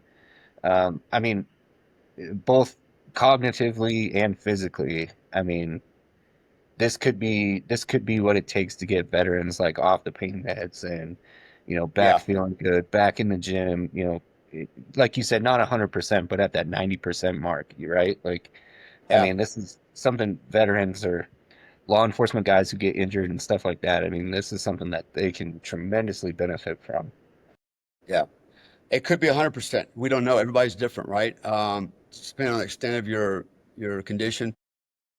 There's other factors, but I would say that most likely you're gonna have some positive results, if not a huge amount. You're gonna have something you're gonna notice. You'll notice a difference, and it may not be in overnight like it was with me, or 2 weeks. It might be 2 months. Remember, these things live on and perform in your body for up to 9 months, and everybody's a little bit different, right? But so it's in your system for a long time. It's making the repairs, and I noticed my back didn't seem to reconcile itself, my back pain, until about 6 weeks in, and then I really started noticing the difference. And so now I'm actually after 9 months of from the first injection, um, there's nothing, no symptoms, no pain, no nothing. So sometimes it takes a little bit longer, but eventually it resolves itself. But usually it's pretty quick. Again, it just depends on. And the other thing that's going to again, affect how fast you repair yourself and regenerate yourself depends on these other lifestyle factors I mentioned, right? Nutrition and diet. Look, if you're not taking care of your body, you're pouring alcohol in your ass all the time, you're smoking, you're introducing all kinds of toxic crap in your body. Guess what, man? Your immune system's working overtime trying to just deal with that stuff, right? It's like you're not even giving yourself a fighting chance. Live a little bit of Look, and you don't have to get off the alcohol 100%. I would recommend it, but you don't have to. There's some things you don't have to change 100% or radically. But do it in things in moderation, do it incrementally, stages, but give your immune system and your entire body a chance at this thing. I mean, you just spend a lot of money to repair it. Let it do this work, okay? So that's kind of some lessons learned on that one, and points that everybody should consider. Questions? So, what was or is one of your favorite pieces of gear that you had? Man, um, if we're going to talk tactical equipment, besides my gun, both of my guns, my sidearm and my long gun, those were pretty favorites. But as far as actual tactical gear, um, believe it or not, originally I carried an LBE. There was an Israeli LBE. I was actually R&D in it when I was in the unit. We got it issued. I got it issued to say, "Where's Comstock? Try it out, see what you think." Right? And I fell in love with that thing, man. It was a chest harness that you see now, like the AK vest. But it was an Israeli one. It was one of the first ones. So now you see a lot of them. But it actually had padding on the backside, some nice little thick padding. So it felt really good on my chest if I wasn't wearing a plate or armor. And I had all my magazines right there, perfectly set up, and had all the little pockets on it. And it was basically like an X harness, and it was really easy to wear. I love that thing, man. And actually, we started making variants of that in the unit. We would make a version of it. We call it an AK harness, but we started making it out of black Cordura, things like that. That was one of my favorite pieces of equipment. I got to be honest with you. One of my favorite pieces of tactical equipment was that, just because it was very comfortable. As you know, man, when you're wearing all this stuff strapped to your ass, comfort does matter. I mean, people think we're exaggerating when we say, our rucksacks weigh 80, 90, 100 pounds. That's no joke, man. When I trained for Delta Force selection, my rucksack weighed 82 pounds. I had a jungle ruck. And that was my standard ruck when I was in long range reconnaissance. That wasn't even my LBE, by the way. Low bearing equipment, my water canteens, my ammunition. That was just the rucksack. In the unit, my LBE alone weighed 35 pounds. I had 13 30-round magazines, and that was standard, man. Plus, I carried 16 HE 40 mic grenades, hand grenades, 45 magazines, 45. I carried a lot of shit just on the harness itself, right? That didn't include the plates, the body armor. I wore full armor, front and back plates, neck collars, groin. And then, I got to carry a rucksack on top of that. Dude, at 160 pounds, before you know, I'm carrying my body weight, for 40 miles at a time, climbing over buildings and stuff. Um, so yeah, look, comfort is important. And I was going to mention that earlier too, by the way. We as human beings, we spend our whole life pursuing comfort, right? Trying to get a comfortable life. This is why most people after age 30 don't even run anymore, because they're comfortable. They don't do anything hard anymore because they spent their whole life looking comfortable. Actually, the comfort level is actually what starts to kill us. It becomes degrading. We need to stay moving, right? We're designed to stay moving. So a little tangent, I just popped in my head, so I jumped off the rabbit trail, back on the rabbit trail. So yeah, that LB particularly was my favorite, because it was the way it was designed. I highly recommended it. So that hopefully that answers the question. Yeah. What is your strategy to staying in the mindset? Great. So how I think, right? So you can call it a strategy if you want. It's really nothing more than how I think, how I choose to think, right? So between stimulus and response, there's space. A decision point. I can do this or I can do right. Right. Life is a series of compromises, choices. All right. You choose what it's going to be, even in a moment. Right. How do you manage stress? How do you manage a bad situation, what you perceive to be a bad situation? How do you manage that? Right. But it's how you think, and this goes back to what I was talking about earlier on in my mind body program, engineering program. And that's what I do is I program. It's a process though. I couldn't possibly explain it here because it takes me about 20 hours to explain all that because it's science. And by the way, if you want to be successful, success is based solely on science. It's physics. Has nothing to do with hard work, has nothing to do with philosophy. If you understand the science of success, any success, you can do anything you want. I described my background, where I'm at. You know, how do you think that happened? It wasn't because I'm gifted. Nobody gave me anything. I always tell this story. My dad had 11th grade education. My mom had a 9th grade education. We were poor white folk, right? Nobody on either side of my family had a college degree. But I broke that ceiling because of something that happened to me at age 15. I can't go into all that right now, but I had a gateway experience at the age of 15. Something happened, didn't know, had a name, didn't know it was a thing. I just know I did something. And that literally overnight has changed my life and put me on the trajectory that I'm on. But I'm gonna share, I'm gonna give you guys some information though, no charge. um, so There are four tenets to success, according to Dale Comstock. In my world, there are four tenets for success. You need these four to be successful. First, you have to have purpose. Okay. Now, there's different types of purpose, right? What I call my prime purpose. My prime purpose is, why am I here? I'm here because I need to provide and protect for my family, my children, give them a better life, right? That's what they look to me for. That's my real purpose, to perpetuate and propagate my kind, my family, etc. That's my prime purpose.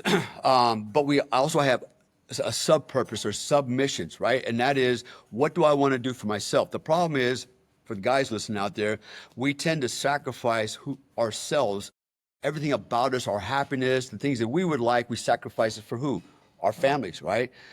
We decide that we don't get to go out and drink a beer tonight with our friends because I'm married and I got kids, right? And so we work our ass really hard to put a roof over their head, put the kids to college, do all those things, right? Those are noble things, nothing wrong with that. But in the process, we do what? We neglect ourselves, right?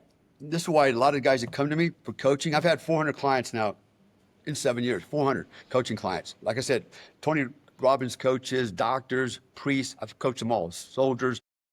And the majority of guys that come to me are men between 45 and 60. I call them the old man clan, because they're the guys that did the right thing. They put the kids to college, put the roof over their head, and the kids went to college. Now mom's not putting out no more. She don't even talk to dad anymore. And they're both sitting under the same roof in separate rooms, watching TV, reading newspapers, right?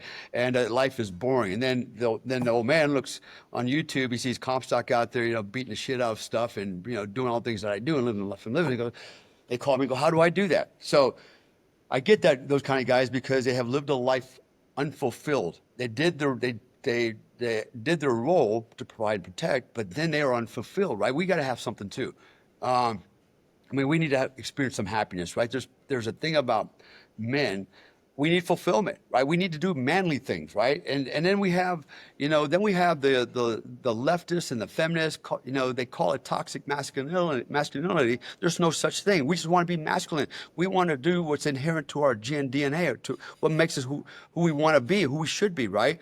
But nobody ever addresses caustic femininity, right? We never talk about that part of the equation, right? That other half is about men. So men have become emasculated in a lot of ways. Don't want, and so they try to walk this. They don't want to be profiled and characterized as a toxic dude. So they become effeminate or become androgynous or emasculated or just, let's call it what it is, pussies, right? And so and so they live this life, unfulfilled. And then one day, if they're lucky, they see me and they call out, reach to me, and I go, hey, this is reversible. Okay, we can't get the previous years back, but we can use today as a start point, and you can experience all the things that you missed out on in the past, right? Look, here's the cool thing about being a man. I hate to say it, but we age like fine wine. We just get better as we get older, right? I don't know what it is. Women like us as we get older. I don't say we're sexier, but we have more stuff, that they like, they want, right? But women, man, that's not for women either, by the way. I've coached quite a few women. They usually come to me because they think I'm toxic, right? Because whatever I just said just now, right? They're offended by that. But look, I'm real, man. I'm unfiltered. You don't like it, I don't care. Go find some other gay dude to coach you. I don't give a shit, We're probably not going to get along anyways because my mindset is different. But some women get it, and they come to me and I do the same thing. I try to make them the best versions of themselves. But going back to the original question, my strategy, it is a strategy per se, but it's really a way of thinking. And you have to consciously, the conscious creator has to change the download, the software that you've downloaded into the subconscious as the master computer over all the years. You've got to either completely download and take it out, or you've got to rewrite the codes in it, or you've got to add more programs into it to enhance it. Because literally on a daily basis, if you think about it, 95% of the time we are operating in subconscious mode.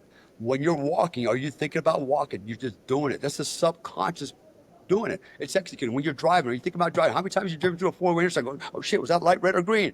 It was green. The subconscious is driving the car. You're not. You're consciously checking out the chick on the corner, maybe, God forbid, texting or playing with your wife's ass or whatever, right? You're doing everything but driving. It's like you got another guy inside you doing all the work, right? So I got this, the co-pilot, I got this. You focus on whatever you want to focus on, right? And if you want to relate it to things like combat, when you become really good with firearms training, All right. Are you thinking about every shot you're taking to shoot a guy? No, you're just doing it subconsciously. The program's doing the shots. You're thinking about, strategy and tactics. There's a guy on the roof. I'm gonna run over here and I'm shooting at the same time. It's like, there's two people inside of me managing this situation, managing me. I kind of follow the Freudian model of it, the superego, the ego, and the id. I'm three guys in me, and there's some relevance to that. Programming the subconscious is important. There's how do you program it? Okay, this is where the physics come in. It's a function of physics, science. Albert Einstein said, and I'm paraphrasing here, he said essentially this: if you want to be successful in life, you've got to get on success frequency, the law of vibration. You have to get on success frequency that matches what you want to do, right? The purpose. He goes, and he even said it. He said it's not philosophy, it's science. Essentially, I'm paraphrasing, right? He said that. Nikola Tesla. Hell, I'll bet you money the reason Elon Musk is the richest man in the world and has accomplished all he does because he named his car Tesla after Nikola Tesla. I assure you with 100% certainty, Elon Musk understands this probably better than anybody on the planet. And he's a living testament that how you think matters. But most people just don't know how to think. They know what to think. They think they know what they're thinking. They think what that information is accurate. And then they just keep looking up the hill going, why can't I get up there? Why is Comstock up here and the rest of us down here in the valley dying? In the valley of mediocrity is what I call it, right? And then you check out. And by the way, this is a statistical fact. And based on surveys, a group of people, in their 50s and 60s, the question was posed, what's your greatest regret in life? 76% of respondents said, I regret having lived a life unfilled. I regret that I didn't go skydiving or scuba diving or go visit the grandkids or have a threesome or four, whatever it is they wanted to do, they regret never did it, right? And then they took the same sample in other groups that were like literally on their last leg, like checking out this week, already in a hospice. And the question was, any regrets?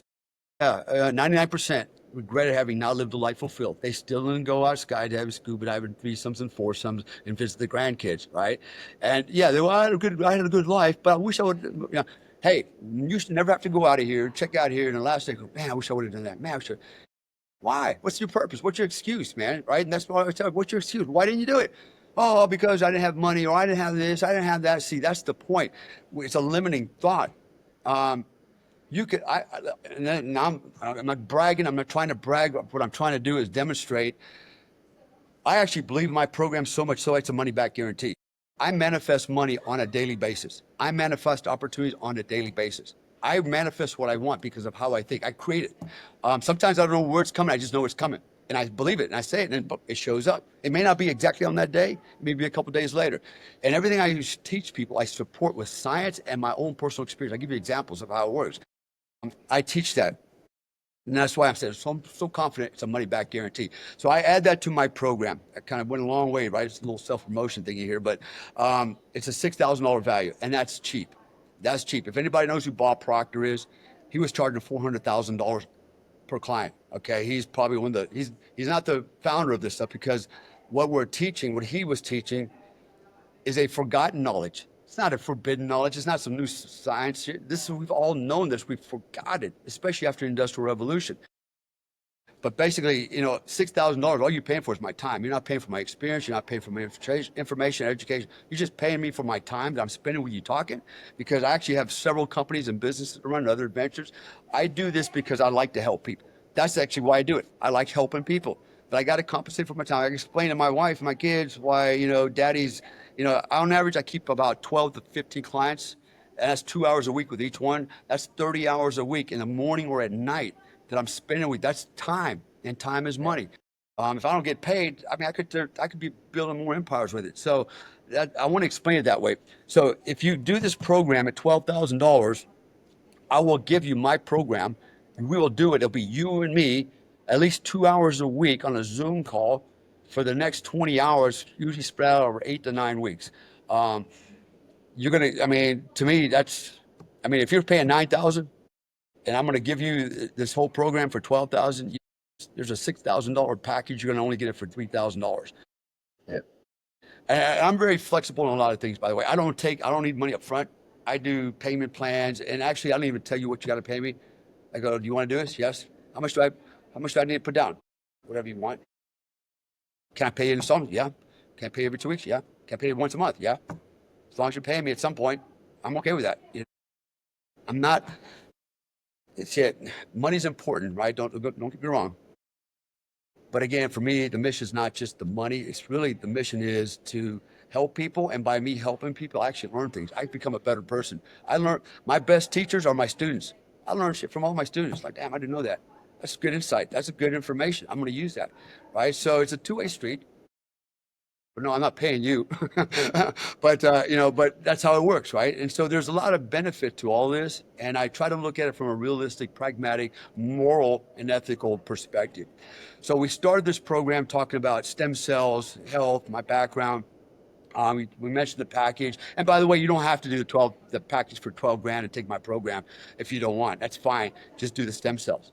If you want to do the program in and of itself, we could talk about that too. I'll knock it down to $3,000 if you just want to do the program. Okay. Otherwise, all could package together. It's going to be 12 grand.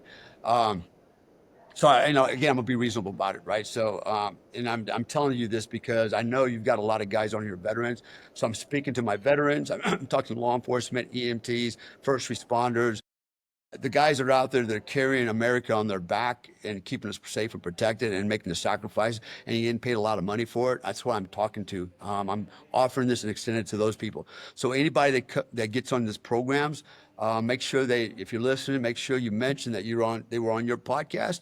Right? We've talked about this already, and that you heard me, right? And then we'll talk.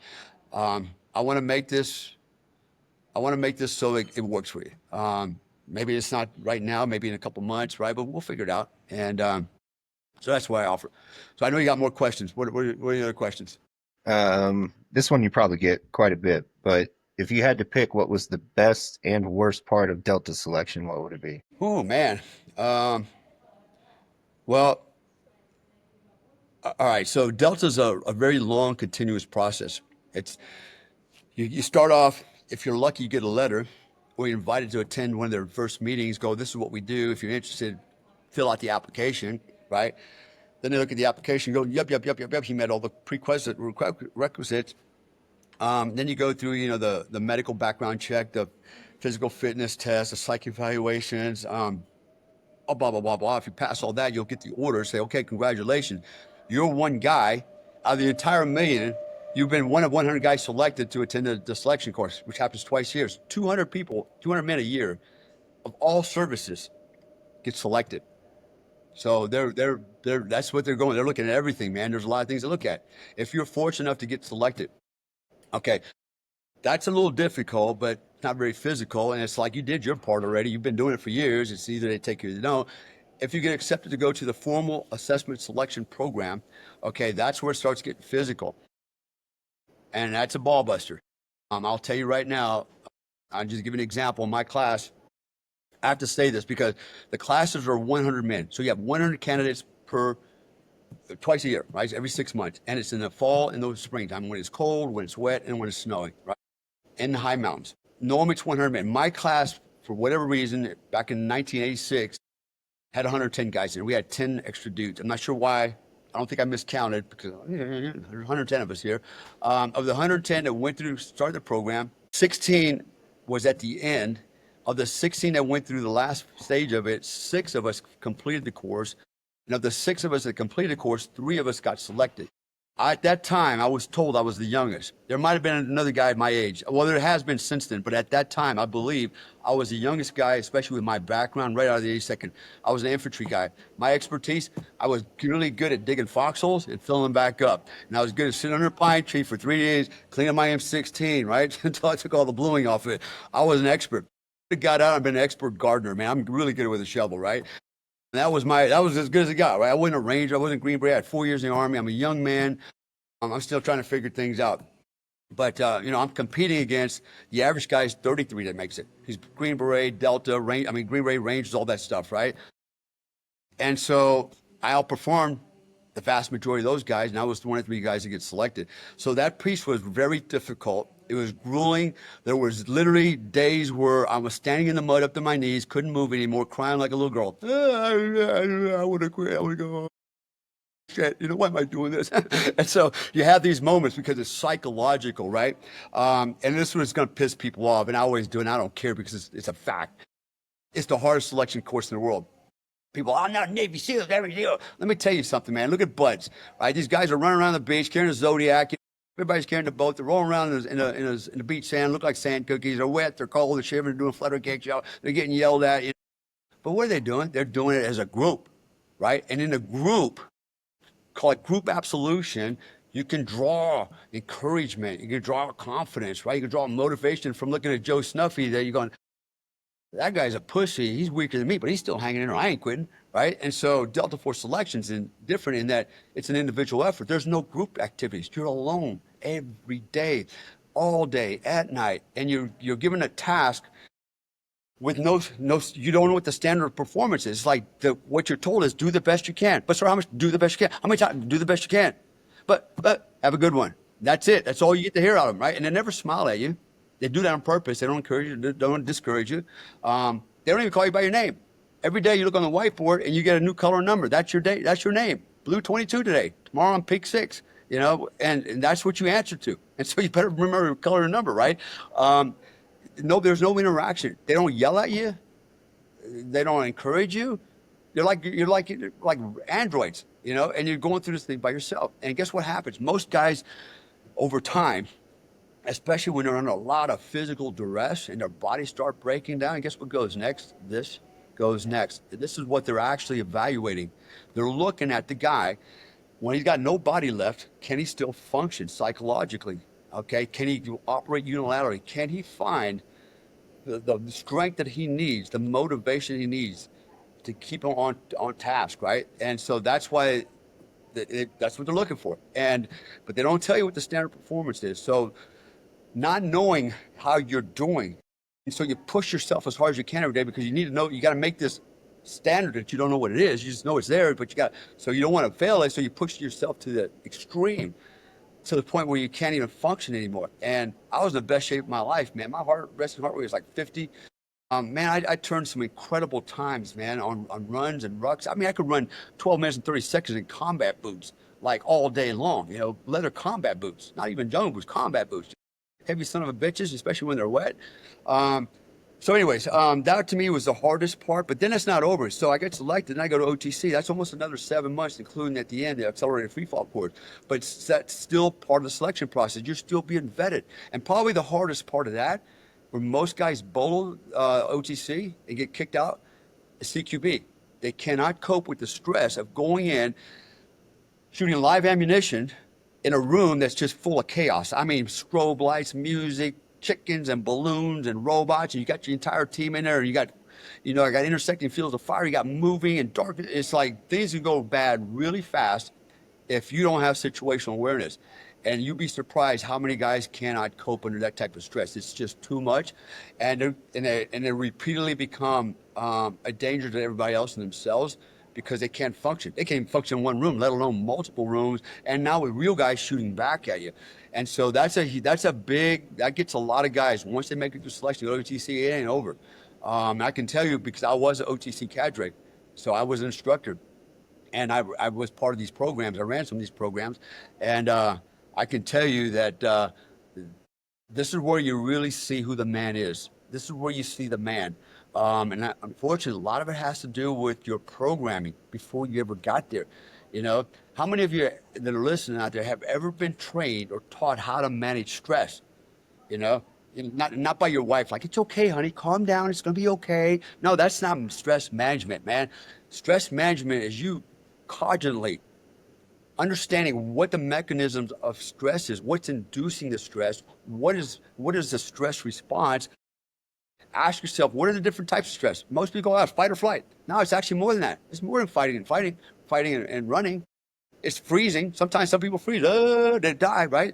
Sometimes they faint, like you see in the movies, chicks are always passing out. That's a form of stress, right? And then some people just submit, go, fucking kill me, I give up. I don't know what else to do, right? So those are different levels of stress. And so being able to identify those and what the effect it's having on your physiology and your psychology is important. Did you know that when your heart rate goes over 120 beats per minute in stress, you lose fine motor skills? What kind of fine motor skill you need to press a fucking trigger, right? That goes out the window. You no longer press it. and you're throwing rounds all over the place. So these little nuanced things make a difference. So stress is super important, and there's a way to manage it. There's a way to manage it, and I share that with people. I show you what I do, because I mentioned earlier the stressors I'm under. I am running businesses. I got people that literally want to kill me. I'm on different lists, not just the guys I mentioned, but other people's lists, including the government, U.S. government, and and so I walk through this world assuming that everybody's out to get me. And so I got to go through it in a defensive posture and defensive mindset, and that can be pretty stressful because it's not just me; it's my family. So you got to learn how to manage stress. A lot of guys can't do that. They just don't know how to do it. And even if they're taught how to do that, their biology just doesn't allow it. Their DNA is not there. Their programming was so fucked up when they were kids. There's a lot that goes to it. Even from the ages of 1 to 2, there's a thing called download hypnosis. Who are you closest to when you're 1 and 2 years old? Usually your mom. She's holding you, or maybe your siblings, maybe your dad.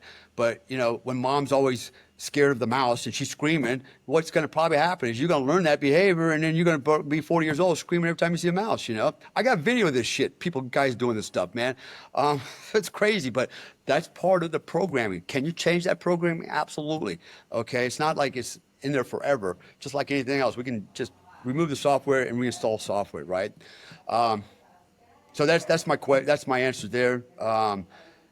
OT selection and training was very difficult, very difficult. And then of course OTC, there was parts in there. The stressors was just too much for a lot of guys to handle, and those were the hardest parts. But then here's the bad news. So you're the guy that makes it through all this training. You made it, and you got selected. You're going to go what we call across the hall. You get to go across the hall. You're going to go to squadron. The first thing you do is report to Sergeant Major, Command Sergeant Major. He goes, "Congratulations, man. Welcome to A Squadron or B Squadron, whatever squadron you're in." And he goes, "I just want to remind you that selection's a continuous process. If you can't give me 100+% every day, I don't need you. You're out of here." Think about that stressor, man. Shit, man. Can I have a break? It's like there is no break. You didn't come here for breaks, man. You came here to perform, and that's what we expect out of you. So there it is. Anyways, another question. Whether it's firearms, CQB, martial arts, if somebody was trying to master a skill, what would you recommend? What with 3 options: CQB, martial arts, and firearms? Is that what you Yeah, I said? mean, if it's just any skill that anyone wants to master, how would you recommend they do it? Yeah. Okay. So I'm gonna use firearms. A lot of guys probably out there listening are big into guns. Firearms training. What is firearms training? I'll tell you what firearms training is. It's 95% dry fire. It's 5% live fire. Okay. Martial arts. When you practice martial arts, usually in your traditional martial arts, you practice what? Forms and katas, right? Kia, kia, kia. That's a form. And then you put it together with a bunch of other movements and it becomes a kata, right? What are we doing? We're tuning and calibrating the nervous system for the performance. When I am dry firing, right? Everybody's heard that adage, slow is smooth, smooth is fast, okay? Go slow, become smooth in the mechanics. I got guys on the firearms range and I'm training them and they want to show me how fast they can miss. Like, douche, I'm not impressed with how fast you think you can shoot. I would really be impressed if you can show me how slow you can shoot and still hit the target. That's impressive. And you can keep doing that consistently, the motor skills. And by the way, it's not muscle memory.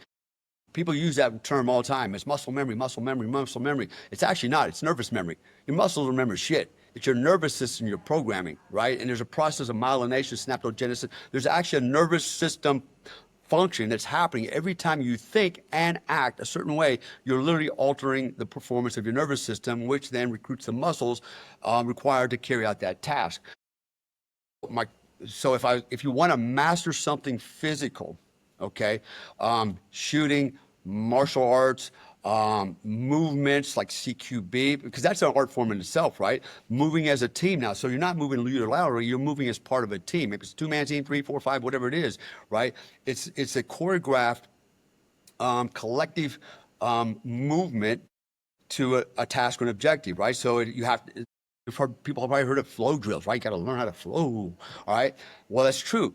What is flowing? It's moving smoothly, under control, right? Controlling the situation, not letting it control you, and still being able to individually carry out your individual assigned task of shooting the target and not missing and hitting a hostage or a good guy. So it all starts with programming the nervous system. So I don't care if it's martial arts, if it's CQB, if it's firearms training, even driving cars for high speed and technical driving, slow is smooth, Speed comes naturally. Once you can do something smoothly, fluidly, consistently, the speed will naturally start coming. Okay. But everybody wants in a hurry, right, to do it.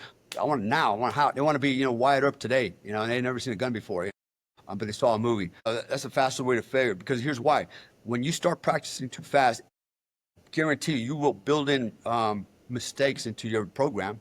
Going back to programming, right? You're going to build in mistakes in the neurological system.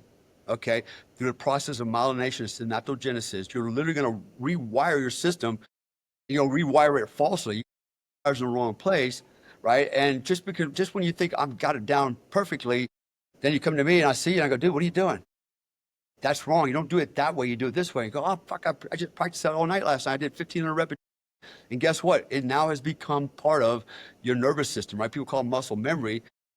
It's programmed. It's a program. You can't deprogram it. Now all you can do is try to overwrite it with the right technique. So now you've got a flawed element in your technique, or maybe the entire technique's flawed, right? Did you rehearse, over and over and over to where you can do it in your sleep and it's wrong? And now what are you going to do? You can't download it, get it out of there.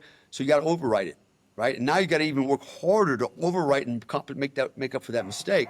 And the problem is with that is under stress and duress, you could possibly default back to their original way of training that was wrong.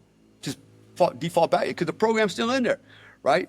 You might panic, and there's a nexus between the reticular activated system and the amygdala. It's part of the programming, right? And so it gets very deep in the psychology, but and physics. But just think of the software still in there. You never got it out. All you can try to do is try to overwrite it and push it to the side and hope that the program doesn't start running, when you don't want it to. And that's the problem with it. So that's why it's always better to start slow, smooth, train slowly. You've heard the old adage, perfect practice makes perfect. Go slow and perfect, and then you get it perfectly. I always say, advanced techniques are the basics mastered. Master the fundamentals, the basic shit. You don't have to do all this fancy shooting shit. Everybody wants to be able to draw really super fast and shoot the guy, double tap him in the heart. I don't know too many guys, maybe a handful, maybe one, that ever had to shoot that fast under stress and shoot a guy, double tap him in the heart and actually hit him, right? That's not how it works out. All that stuff is, it's very fantastic, that you can shoot really fast on the IPSC range and shoot, the X-ring, over and over and over consistently, super, super fast. But then, is that really practical in the real world? And my experience is no. The chance of you actually pulling a handgun, other than law enforcement, but in the military, pulling your sidearm to fight is pretty slim. And then have to take that kind of shot is pretty slim, right? So you're spending a lot of time practicing something that you'll probably never, ever really use. And that's okay. If it keeps your mind occupied and makes you feel good and you love doing it, no power to you, I do shit that I'll never use before, but it's just, I enjoy it, I'm not knocking that, but I'm talking about being practical. And the question was, how do I learn certain skills? At the end of the day, I look at what's practical, what would I use, how would I use it? Do I need to be able to shoot the X-ring every time, or should I just be able to shoot you center mass, anywhere up and down the center line, whether it's the pelvic girdle, the heart, the chest, or in the brain. If I can hit any of those things in a straight line, I've done my job, right? I'm doing good. Yeah. And so slow is smooth is fast. Take your time, master the fundamentals, right? And the advanced techniques. You'll later on intuitively figure those out and you'll pile those on and you get better and better and better. Don't be in a hurry, be slow. It's not, it doesn't mean you're weak or you're a slow learner. You guys next to you shooting fast. Yeah, good luck with that, son of a bitch. Let's get on a two-way gun range and see how that shit works for you. I guarantee you he's going to fall apart because he won't understand stress. And if you do that, you'll win. So that's my answer. Yeah, no, that's awesome. And I think in law enforcement, we use the term a lot, training scars. You're building bad training Training scars. scars. Yeah. Exactly. So And that's exactly right. Yep. it's funny, you brought up a very good point about resorting back to that training without even realizing it. I was involved in a officer-involved shooting when I was on the SWAT team, and during the investigation afterwards, when I was being interviewed by the detective, he asked me if I remembered stepping aside, there was a tree next to me, and I didn't remember that at all, but that was the cover I had, and that was, I immediately resorted to drawing down, returning fire, and taking cover, like, we're always trained to. So, very interesting that you bring that up, that you resort back to the training. That's a good point. You know what? How long did it take you to remember what he's told you? It's like, oh yeah, shit. Was that like a couple hours later, a couple days later? The reason I bring that up is this. So if we experience some kind of a stressful event, let's just say it's a day-to-day thing. I don't know. You get some bad news and you got to do something and you're freaking out, at home. It's like, shit. What happens is automatically the stress shock phenomenon sets in, right? It's called basically stress shock phenomenon.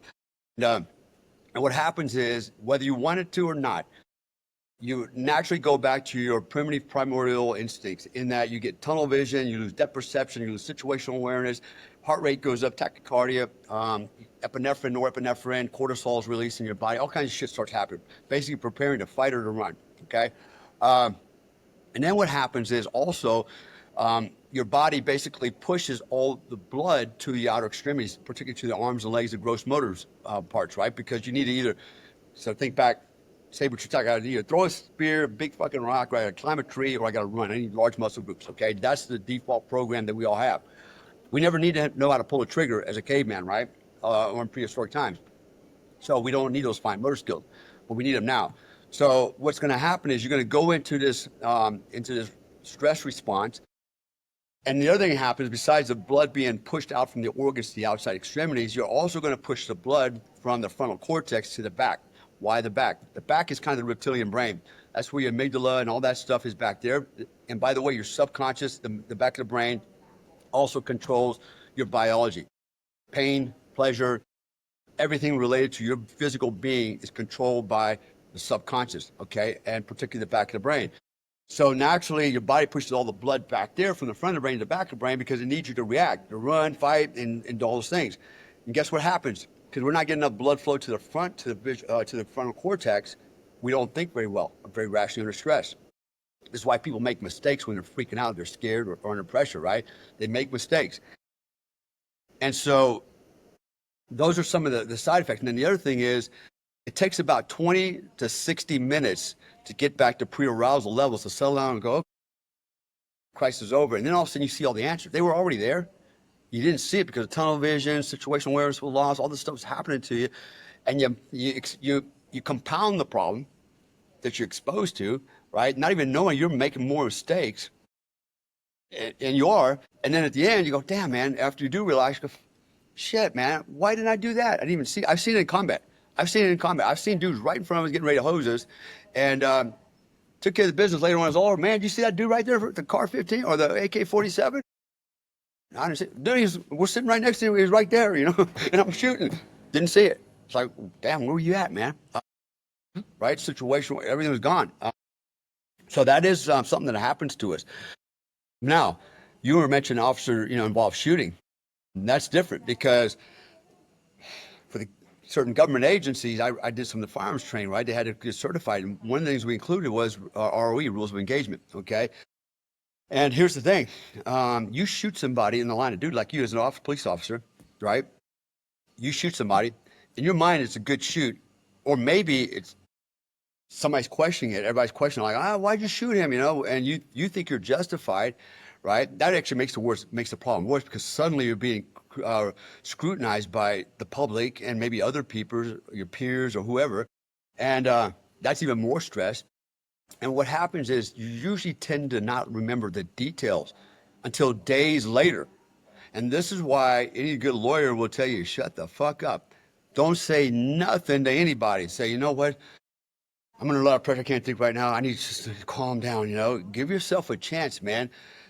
Because what's going to happen is after days go by, you start to reassimilate, okay, and you start calming down. All of a sudden, the pieces to the whole puzzle start coming back. And you go, oh, wait a minute. I forgot he did this. Oh, yeah, and then he did that. And then he said this. And then you start putting the puzzle together. And now you have the whole picture. If you open your mouth right away, you get investigated, like within an hour, you just got a couple pieces of the puzzle and you give it to them. That's what happened. And all it says, like, well, shit, why did you shoot him in the, in the head? and then, and you're trying to figure out, and then it sounds like you just deliberately shot him in the head for no reason, right? But then later on, you go, you know what? I remember. I thought he was wearing body armor because it looked like he was wearing body armor because I shot him twice in the chest, and that's why I shot him in the head too. And then I kept shooting him in the head. Well, why'd you shoot him so many times? Because I ran out of ammunition, right? No, no, don't say that. Actually, and then the answer is you never say I was trying to kill a guy because he's trying to kill me. All you say is I was just trying to stop the threat, you know. Yeah. And hey, I was heeling the gun, I was pulling the trigger, I was under pressure, man. I was slinging bullets everywhere. I just happened to hit him in the head. So give yourself a fighting chance because sometimes we need more time to recover, right? There's all kinds of things at play here when we talk about stress, and that's why I mentioned that earlier. It's kind of a complex phenomenon. There's a lot of parts of us, biology and psychology, that are engaging in this. But um, yeah, that's a good. That was a good question, man. Some good to know information. Yeah, let me Anyways, anything else? yeah, I got an interesting follow-up question to that one, and I think you're probably the right guy to ask. So, um, that particular incident, I had been through the Marine Corps, tons of stressful situations, very stressful situations. Um, and I remember early on when stressful situations like that would happen, I was amped up afterwards. Like I couldn't sleep. I was just, the adrenaline took forever to wear off. Whereas this particular incident, I went home and I went straight to bed. Um, and it was like I didn't get an adrenaline dump or anything. Is that, I guess, how do you explain that phenomenon? Like what is going on You're there? you're still in shock, man. You were stunned. You were still in shock, right? You haven't assimilated everything yet, right? You haven't weighed out all the consequences, nor have you weighed out all the possibilities. It's an overwhelming incident, right? It's like and it is a form of stress shock phenomenon. We call it startle reflex. It's beyond the startle reflex. The startle reflex was, oh shit, bam, and you took a shot, and then after that, other things start to come to play and the stress shock phenomena. And it ties into some other phenomena, but basically, with experience and training and the more we train, the more experience, the more we understand what's happening, the faster we recover. Whereas we've never been involved in anything like this and we don't understand it, we go into a longer reaction time before we kind of bounce and come back and start to assimilate and figure it all out.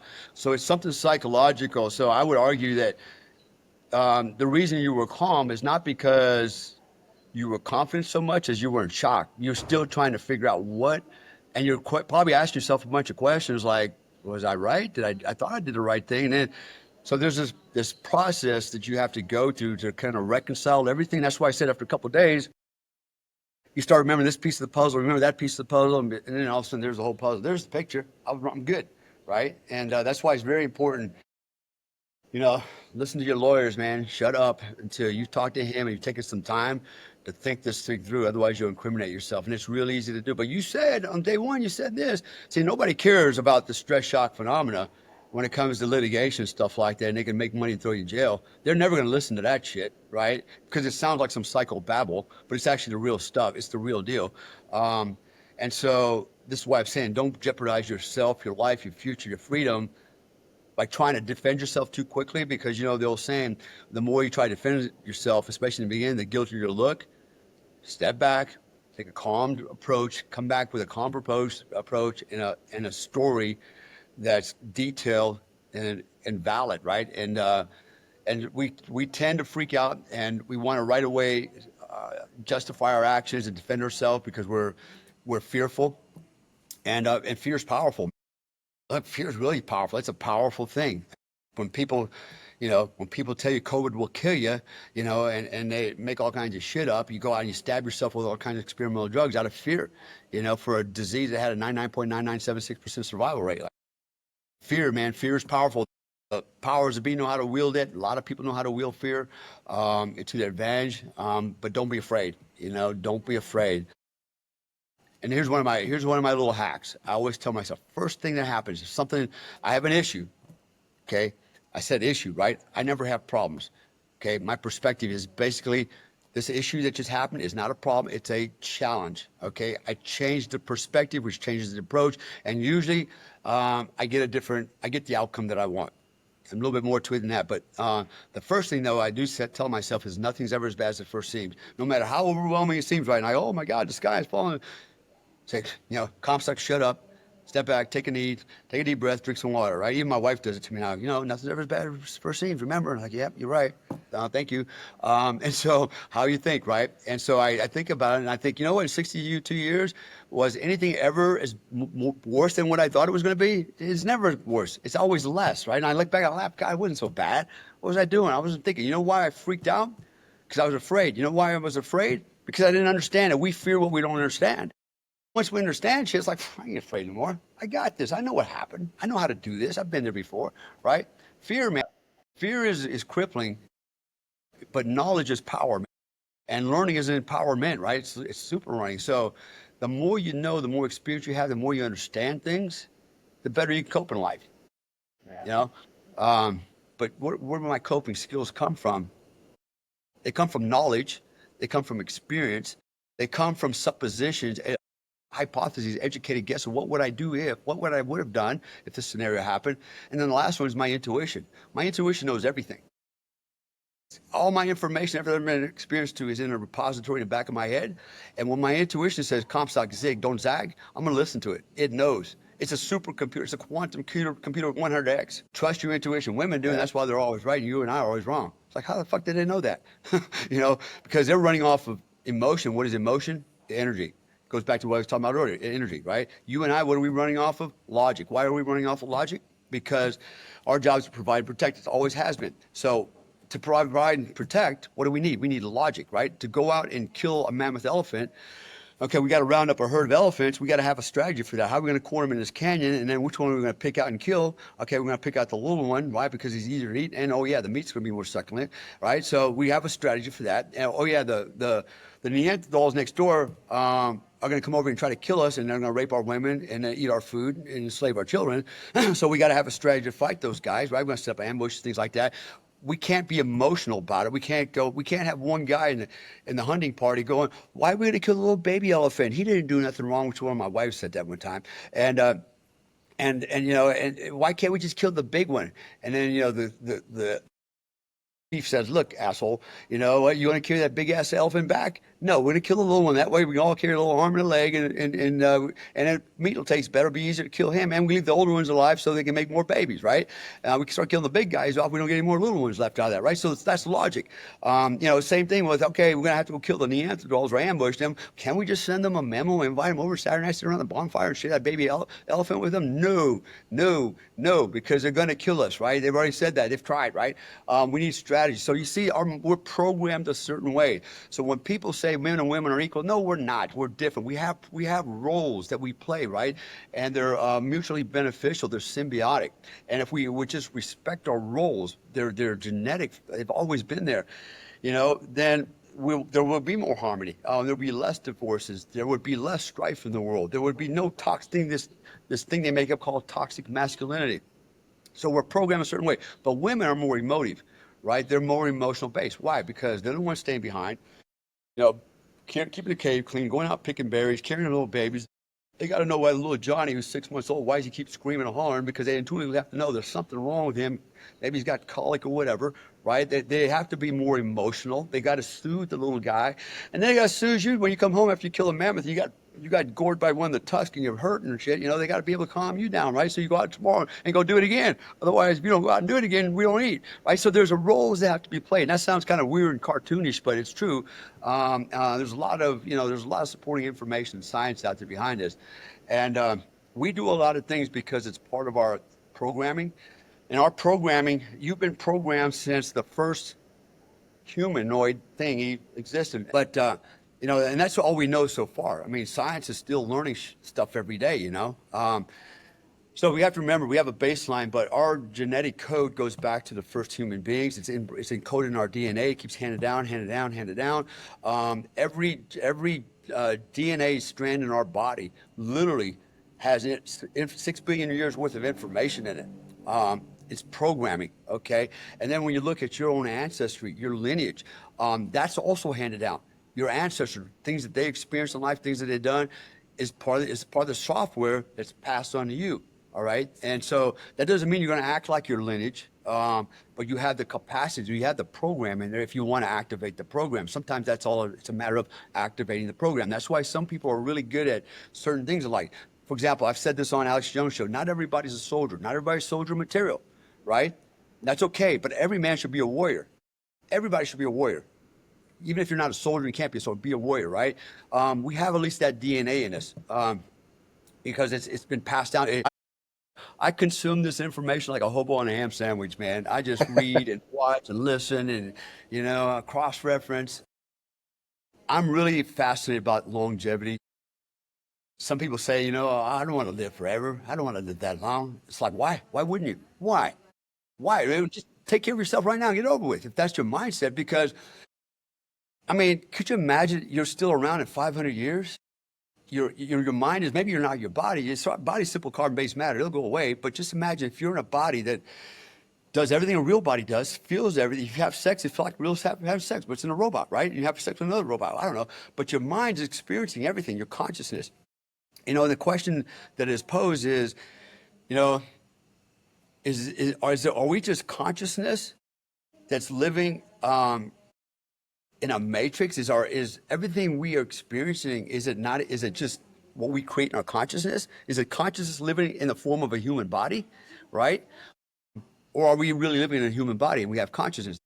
That's a $1 million question. And there are many experts out there, very smart people going, starting to look like we are consciousness experiencing what's like in a body of a human being. Fortunately, at my age, I'm like, damn, I wish I knew all this when I was a lot younger. I did. I knew it when I was 15, but I didn't know it had a name, and I didn't know it was a thing. And it wasn't until later in life when people started asking me, Comstock, how did you do all these things? It's like, do what things? I was keeping up with the Joneses.